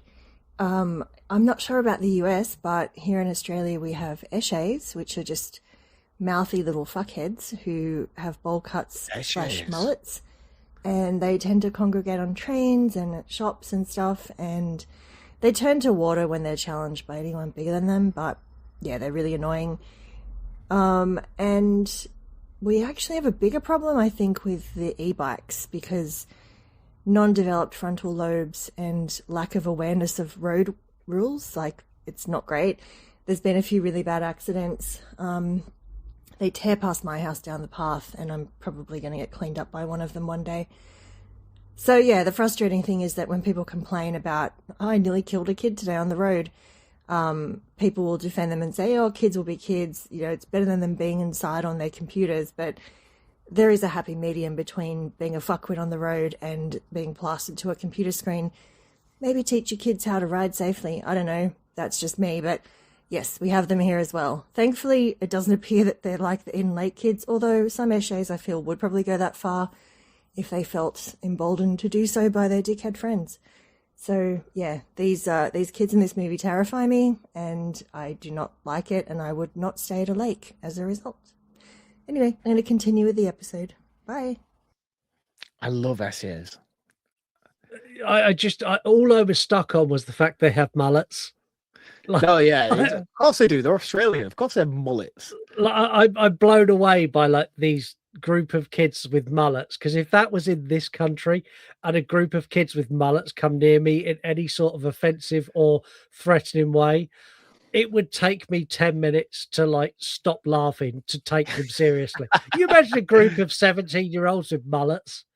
I'll be like, dude, what's going on with your hair? Also, the e-bike thing, Kate, we have that here where I live in the city. There's e-bikes and e-scooters available for everyone. I found the best way to deal with them is move really quickly, like you're going to walk in front of them and they swerve and they crash. I done that to someone on a scooter the other day and it gave me immense amount of joy. The thing is, though, with those e-scooters, man, they cause a lot of fucking damage. There's an electrician who works with me and he was pulling out of a T-junction, and this motherfucking little esche on an e-bike, e-scooter. Please tell, did he have a mullet? No, unfortunately he didn't. I mean, he don't know. He might have had a mullet. The purpose of the story, he had a mullet. He had a mullet and a shit tash, and he basically comes zooming across. And because he was pulling out slowly, this e-bike just fucking slammed into the side of his van. And I tell you now, right, those things almost writ his van off. That's the level of speed and impact that these things have. All the full front wing of his van was just caved in from the speed that this kid had hit it. And I know I'm saying it like kid. They're not kids.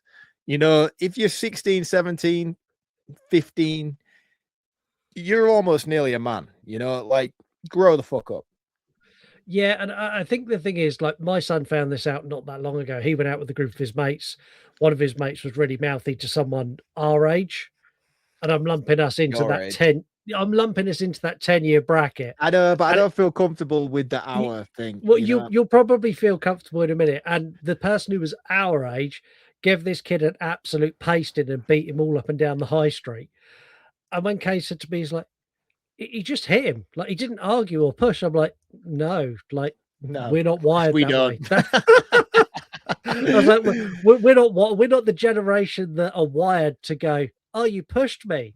Like, if you push us, you're gonna get punched. Like, that's just how we work. That's how it works, man.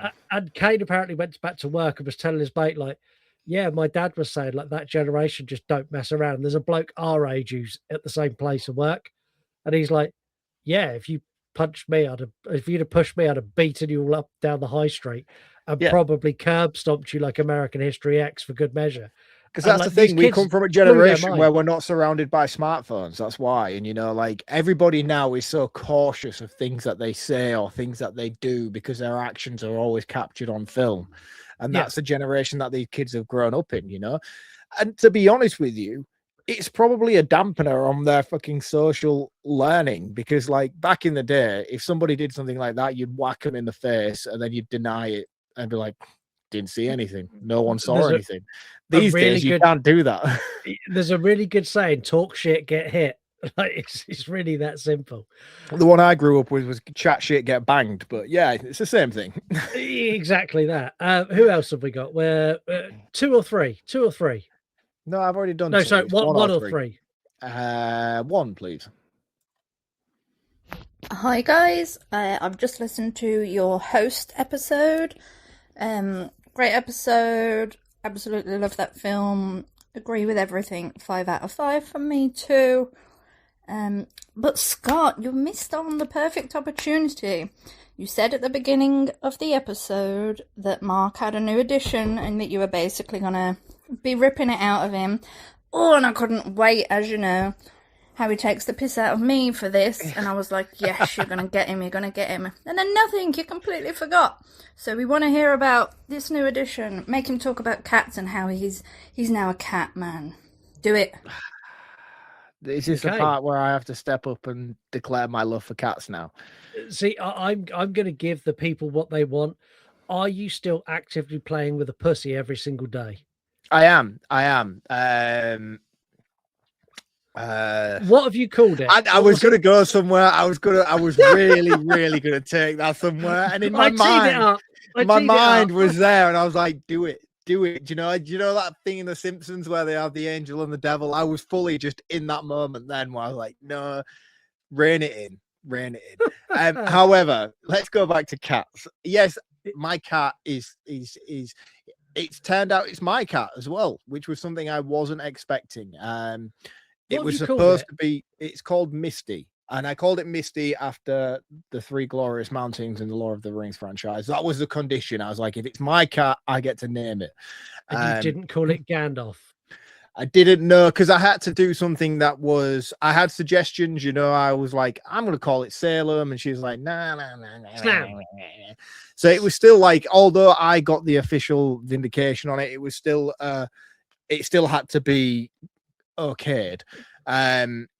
So it was all going to be Lord of the Rings based. It was going to be Galadriel and things like that.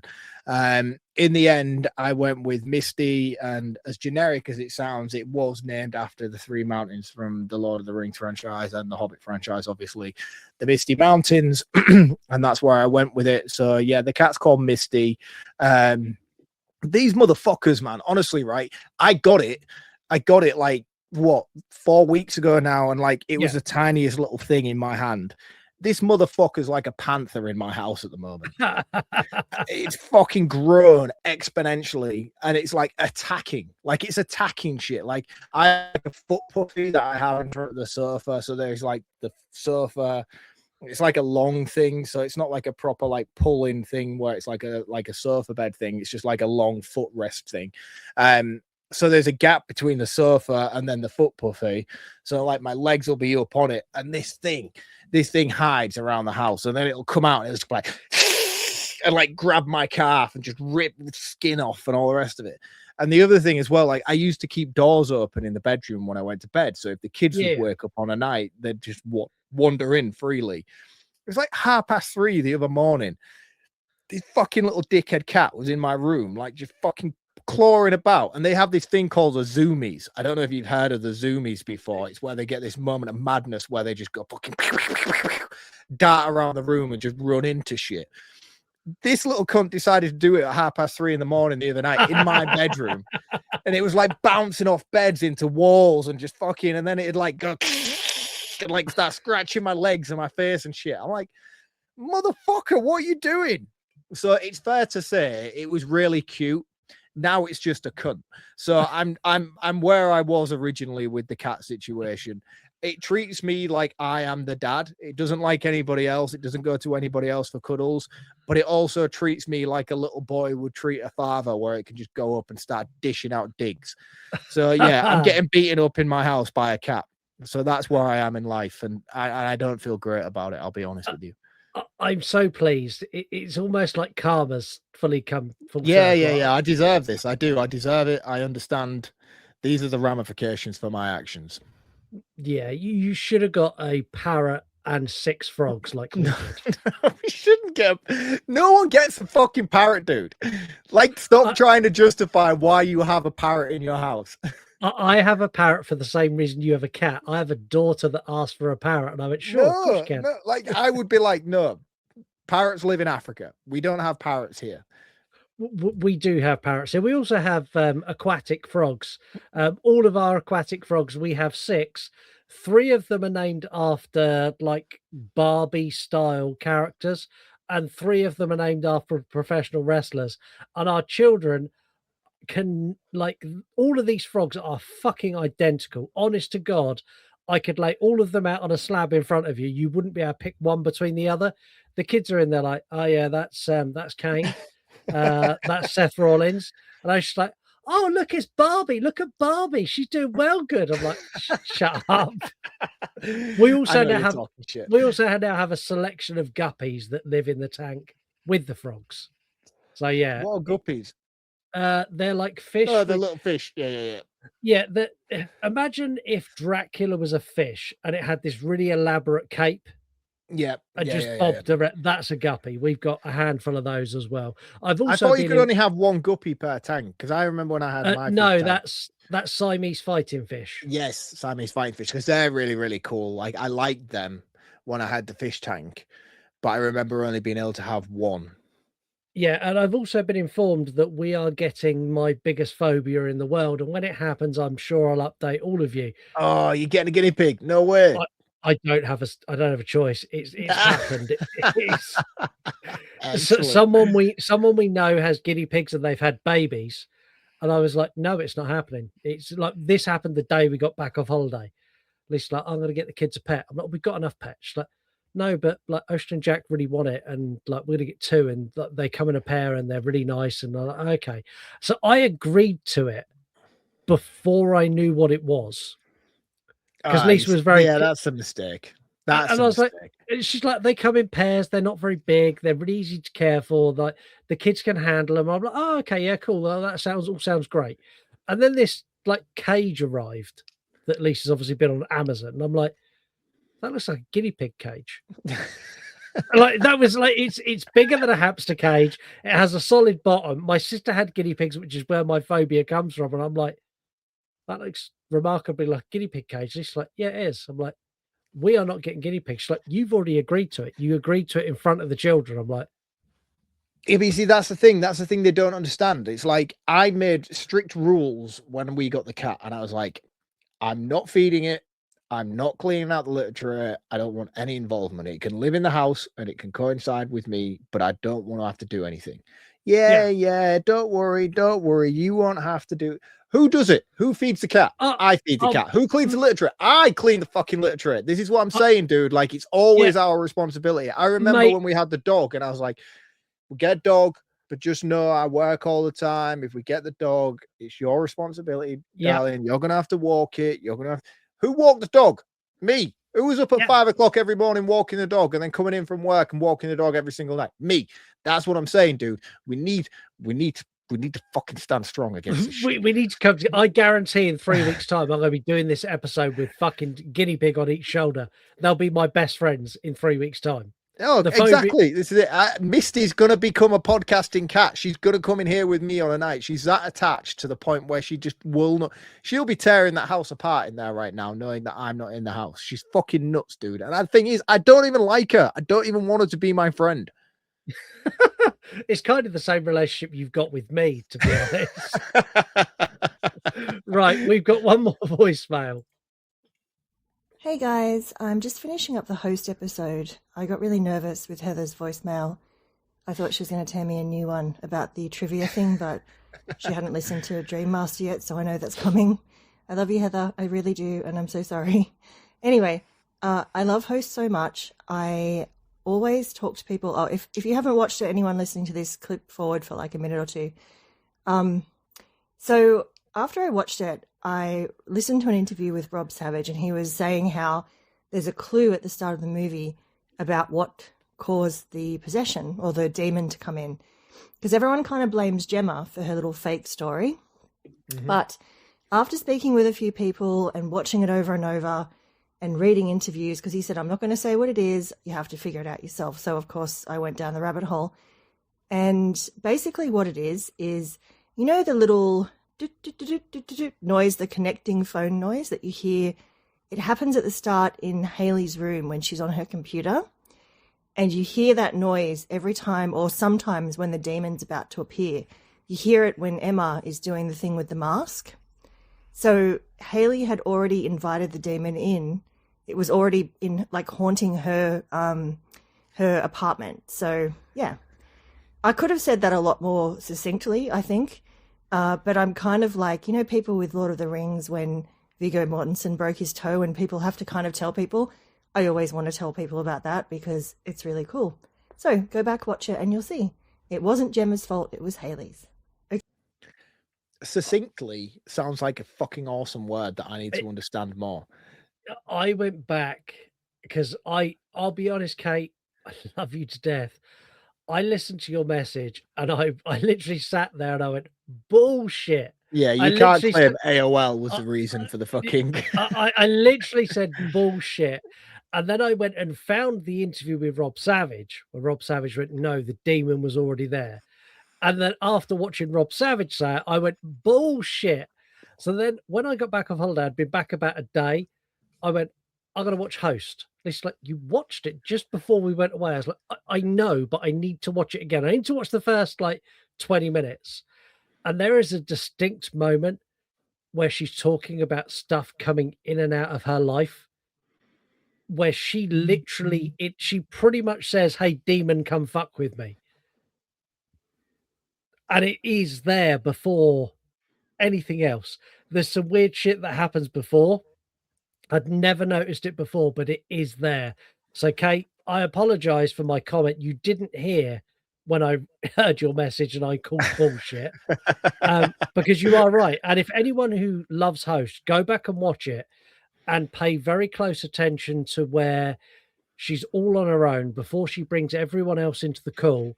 And then as she brings people onto the call, the demon's there pretty much from the point the second person connects. And it changes the whole movie. It's wild. Yeah, I think it's worthy of another watch to try and justify that, to be honest with you. I really liked my experience with Host. So, yeah, I can't see why I wouldn't want to do that. Yeah, it's great. And yeah, that fact, Kate, amazing. We get comments on our episodes and I don't share them enough. So we're going to start sharing a comment a week because we get lots of comments. And when I say we, I mean Mark. and I messaged Mark the comment the other day, so he had it to hand. It's on your Instagram messages, Mark. So, what comment have you got for us this week, Mark? Fucking hell, dude! I thought you were just saying it as if I had to like be prepared. I didn't know this was an actual thing. Anyone who's curious of how show prep works, this is how it works. I make decisions, then drop it on Mark on the fly. Yeah, but you didn't give the clarity that you needed to. I just said, like, here's the message. You need to be aware of it for the episode. No, you literally copy and pasted the message and just put, you need this for tomorrow. And I'm like, okay. Not knowing any context whatsoever. Like, I have it, but it's taken me 5 minutes to find it. And now I know what it was for. I get it. Yeah. And I'll be send you more one prepared a week. next week. Yeah. All right. I'll be more prepared next week. Like, I'm Okay. learning just as much as you guys are. So the comment is, Nightmare on Elm Street 4 Dream Master. Comment from Lady Crisis. I love the level of calm Kate brings while Mark spirals. LOL. Do I say LOL or do I say LOL? You could just laugh out loud. That'd be funny. Yeah. Let me do that again. Nightmare on Elm Street 4 Dream Master. Comment from Lady Crisis. In brackets, Mary. I love the level of calm Kate brings while Mark spirals. Ha ha ha ha ha. That's exactly how Mary laughed.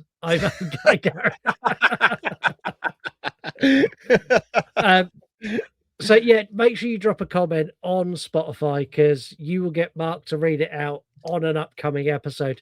If you want Mark to do it in an accent, drop that in the comment. We can bring that back. We don't need to bring that back. Yeah, we could do that.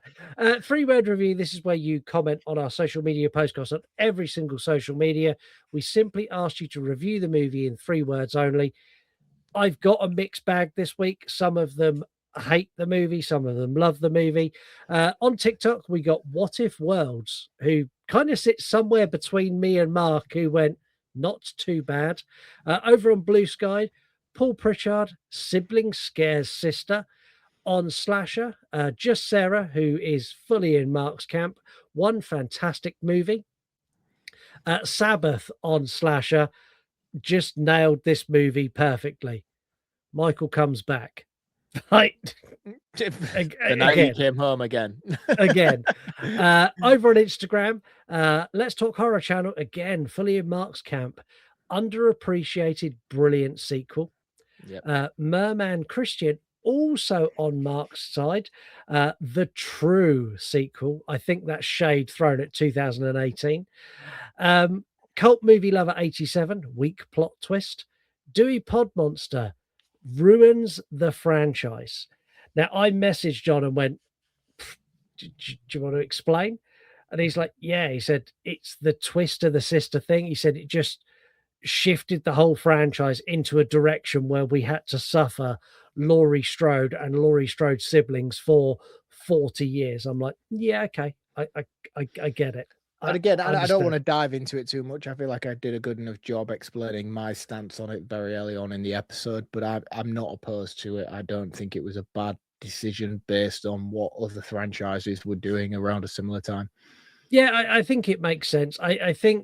I don't necessarily think you need it. Like, he could come back for Laurie because she's the one who got away, and you could make Jamie Lloyd and everyone else new characters, but I understand the decision. Oh, yeah, don't get me wrong. I feel like there is plenty of creative elements at play that could have been used to utilize the justification of his resurgence every Halloween. You know, it could have gone in a multitude of ways, but I think like this is a more grounded way of keeping it sort of in keeping justifiable. With the other, and in keeping with the other movies of the time as well. It kind of makes sense. Hey Internet Eric here went with honestly kind of boring. And finally, Big Bad Wolf 888 went with best Halloween sequel, which leads us lovely into our brand new game. So I have been away, and every time, anyone who's listened to the show for a long time will know that every time I go on holiday, I come back with a whole host of new ideas that are fun and entertaining and different. So we have a game called Tomato Twos. It's a head-to-head between sequels, the second movie of horror movies or horror franchises. I'm going to give you two movies, and all you need to do is tell me which one the critics scored higher on Rotten Tomatoes. Right. Okay.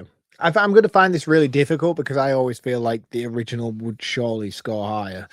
Oh, no.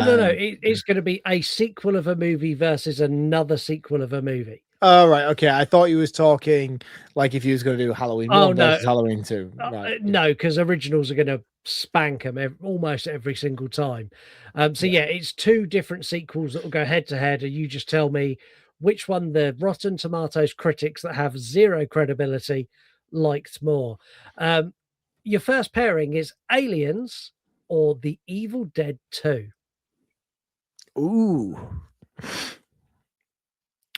that's interesting. I'm a big Evil Dead 2 guy over Aliens. If I was to compare the two, I would say that Evil Dead 2 was a much better sequel, but I also feel like the Alien franchise is a much more sort of general type of movie in terms of audience goers. Therefore, it's probably going to get more involvement from critics and feedback from people, not necessarily critics, but generalized reviews on something like Rotten Tomatoes. But this is just it's only critics scores. That's the only things I'm looking at. Oh, so it's only critics. It's not only just critics, not general audience. These the critics scores on Rotten Tomatoes. Aliens.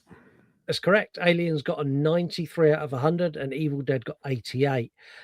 Pearl or Smile 2? Again, I'm going to go with Pearl. I haven't seen Smile 2, I'll be honest with you. That's and I awesome. need to. I know. And I do need to see Smile 2. It's on Netflix at the moment as well, which is so annoying because I should just watch it. And I really like the original Smile movie, but I feel like given what Pearl did, and I know the love that was surrounding that movie, I'm going to say Pearl. You're correct. 93 versus 86. Scream 2 or The Black Phone 2? Ooh. Yeah, that's hard. My personal preference is obviously The Black Phone 2. I feel like it's a far superior movie to Scream 2. Fuck. But I'm gonna go against my opinion, and I'm gonna go with Scream 2. That's correct. 83 versus 72 for The Black Phone 2. Now's where you're going to start getting the hump with me. Halloween 2018 or Halloween 2?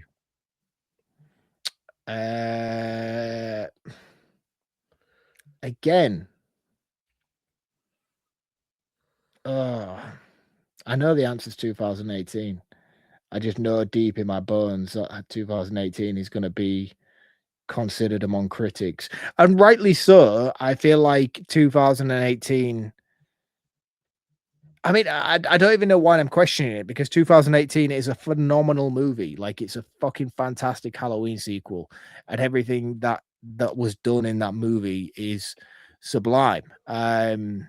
Excluding what he followed it up with. So yeah, I'm gonna go 2018 over Halloween 2, even though, do I disagree?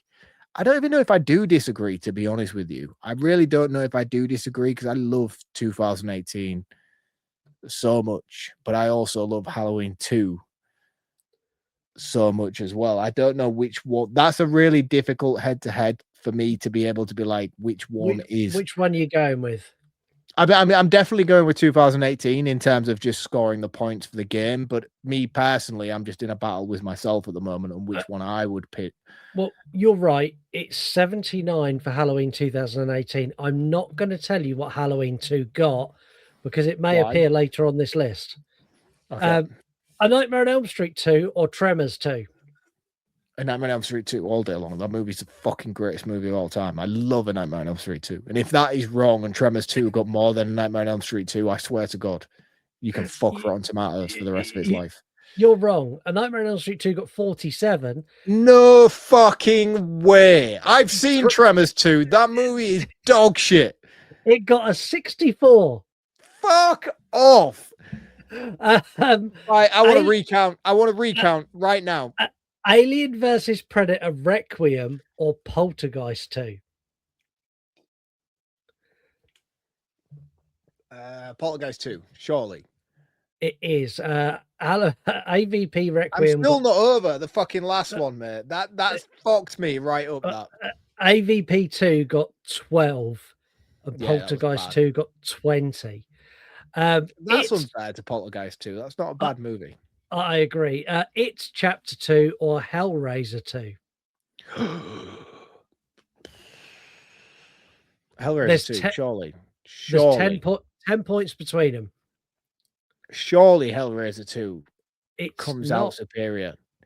Chapter 2 got 62 and Hellraiser got 52. Who the fuck are these critics?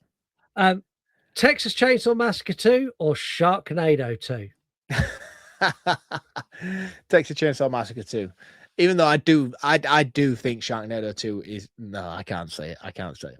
Well, the critics do, because Texas Chainsaw Massacre 2 scored 50 and Sharknado 2 scored 61. No way. Which, to put that is wild. That is wild. Sharknado 2 scored more than Hellraiser 2 and more than Poltergeist 2. I get it. Sharknado 2 is the best in the Sharknado franchise. In all honesty, like that is a fucking good movie. Like that in the Sharknado franchise, go back and check out our episodes. Like that movie brought me round. Yeah. You know. Last one. Halloween 2, 1981. Or Rob Zombie's Halloween 2. How did I know you were going to do that? Oh man, Rob Zombie's Halloween 2 got fucking panned. There's no way that it's anywhere near. I think the margin as well. I'm more curious about the marginal difference between the two. In all honesty, right, this is going to be a really, really fucking conflicting thing to say. I love Rob Zombie's Halloween 2. You all know this. I think it's a fantastic movie and I think it's massively underappreciated. I think he made a few little marginal errors along the way with certain executions, and the executions that were vital as well, that would have completely turned around that movie. The opening sequence in the hospital was fucking flawless. Awesome. Yeah, absolutely flawless, but then compromising it by being a dream sequence. He didn't need to do that. He really didn't need to do that. It didn't need to be a dream sequence. He could have had that be real and then just skip forward in time to the events of the rest of the movie, and we've gone on from there. Yeah. And again, the ending is really, really questionable. I'm gonna have to push you for an answer. I'm gonna say the original Halloween 2 scores higher. But I couldn't give you an answer on which one I prefer out of the two.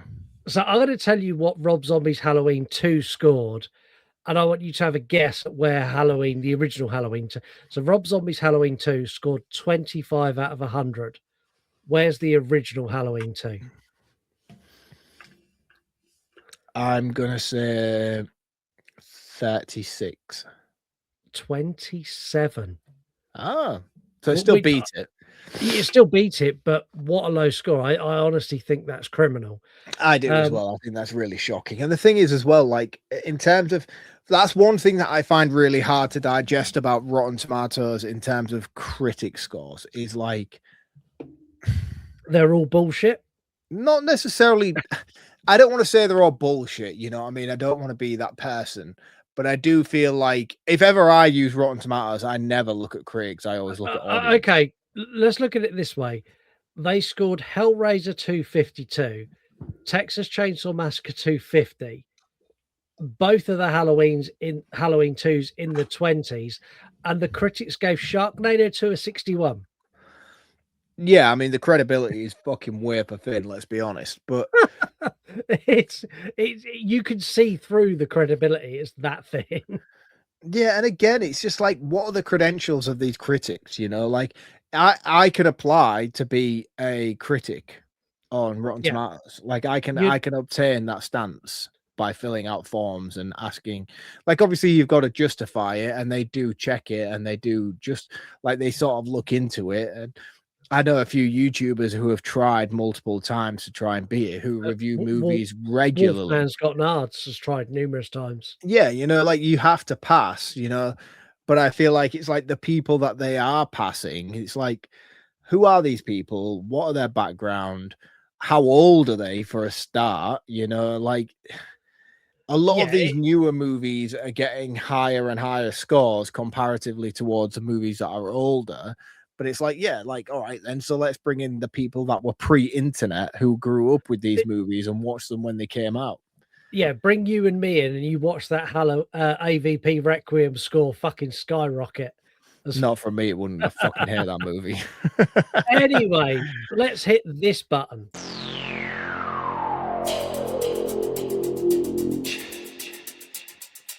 Ladies and gentlemen, boys and girls, children of all ages, it is time for your favourite time and mine. It's VHS from the crypt.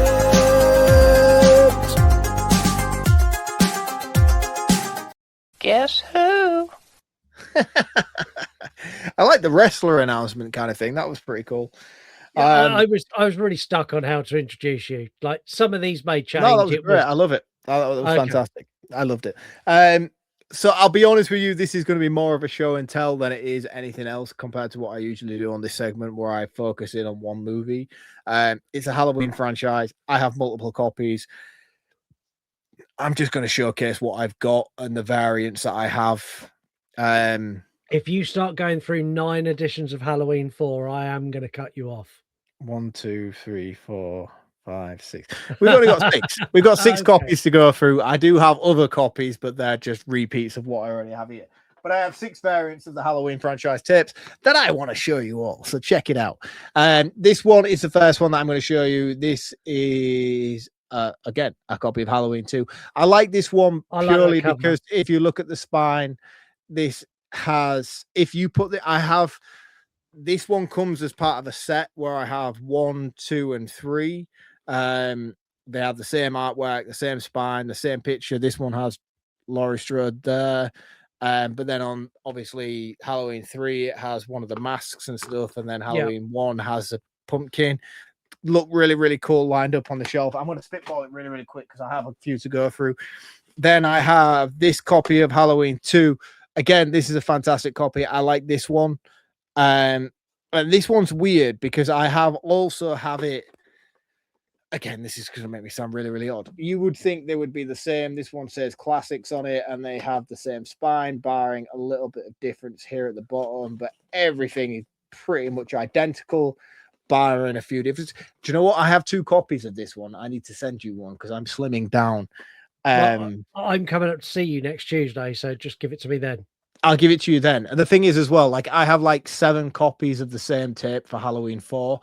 I was basically just regurgitating every sort of anything I could get that was Halloween.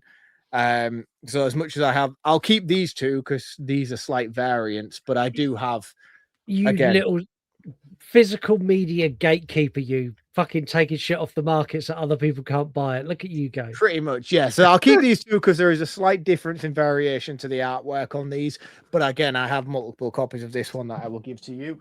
And then I will jump on to my NTSC collection, which again, Americanized tapes if you're American. This one, I really like the artwork on this one. That's cool. I like that a lot. It's a really, really cool tape, cardboard sleeve. Obviously, it's in a protector, so it looks a bit glary on the screen. And this one's my favorite. This is, if I had to sacrifice and just have one, because I have the full STC collection on my shelf. I do have a couple of variants involved in that as well. And then I have all the ones that came out post VHS release, like Kills, Ends, 2018, the Rob Zombies. I got all those custom made to match in.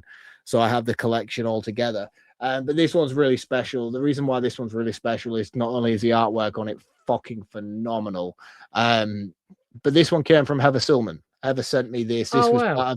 this was Heather's actual copy that she dug out from boxes in her cellar or basement or whatever the fuck they call them in America or Texas.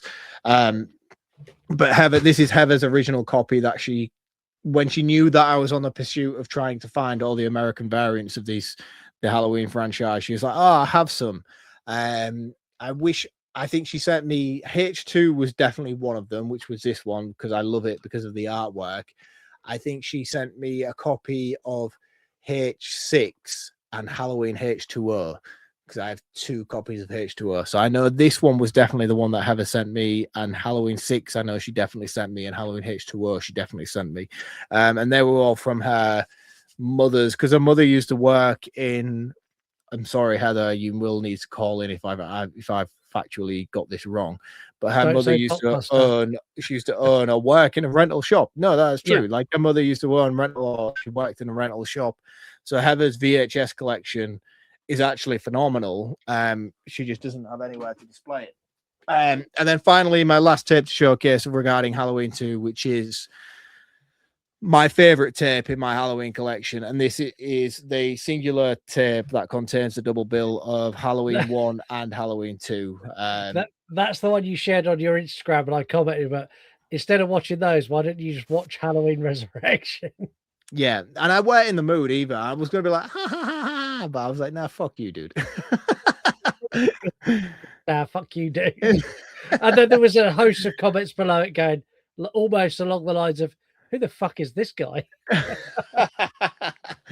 But no, this is my tape. This is my, probably in my office and my area that I record the podcast and stuff, and I come in here to get away. This is probably the one tape that I put on the most because it just plays through seamlessly from the original into the second. And I think it's the best way to watch the 2 movies, in all honesty. So if you like Halloween and you're a big Halloween fan and you love the continuation from Halloween 1 to Halloween 2, this is the tape you need to try and find, because this one makes them both into one movie and it's fucking glorious. So go out, go find it, go buy it. And that is it for this week's edition of VHS from the Crypt.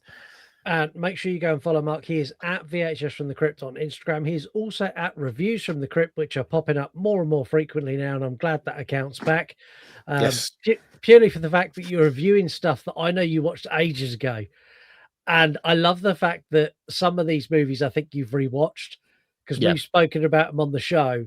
And then I'm like, oh yeah, Mark, like, really didn't like this, and then you're like, I really didn't like this when we reviewed it, and then like now I've watched it again and actually it's all right, and then you change your scores. I'm like, oh, okay, it's good. Like for me, it's really interesting. Like, he's watched this again, he's changed his mind.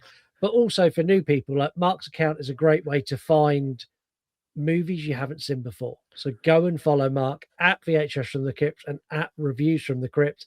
And that brings this episode to a close. Be sure to tune in next week, because we have the final of We Run podcasts. As me and Mark have picked the newer release of Evil Dead Burn.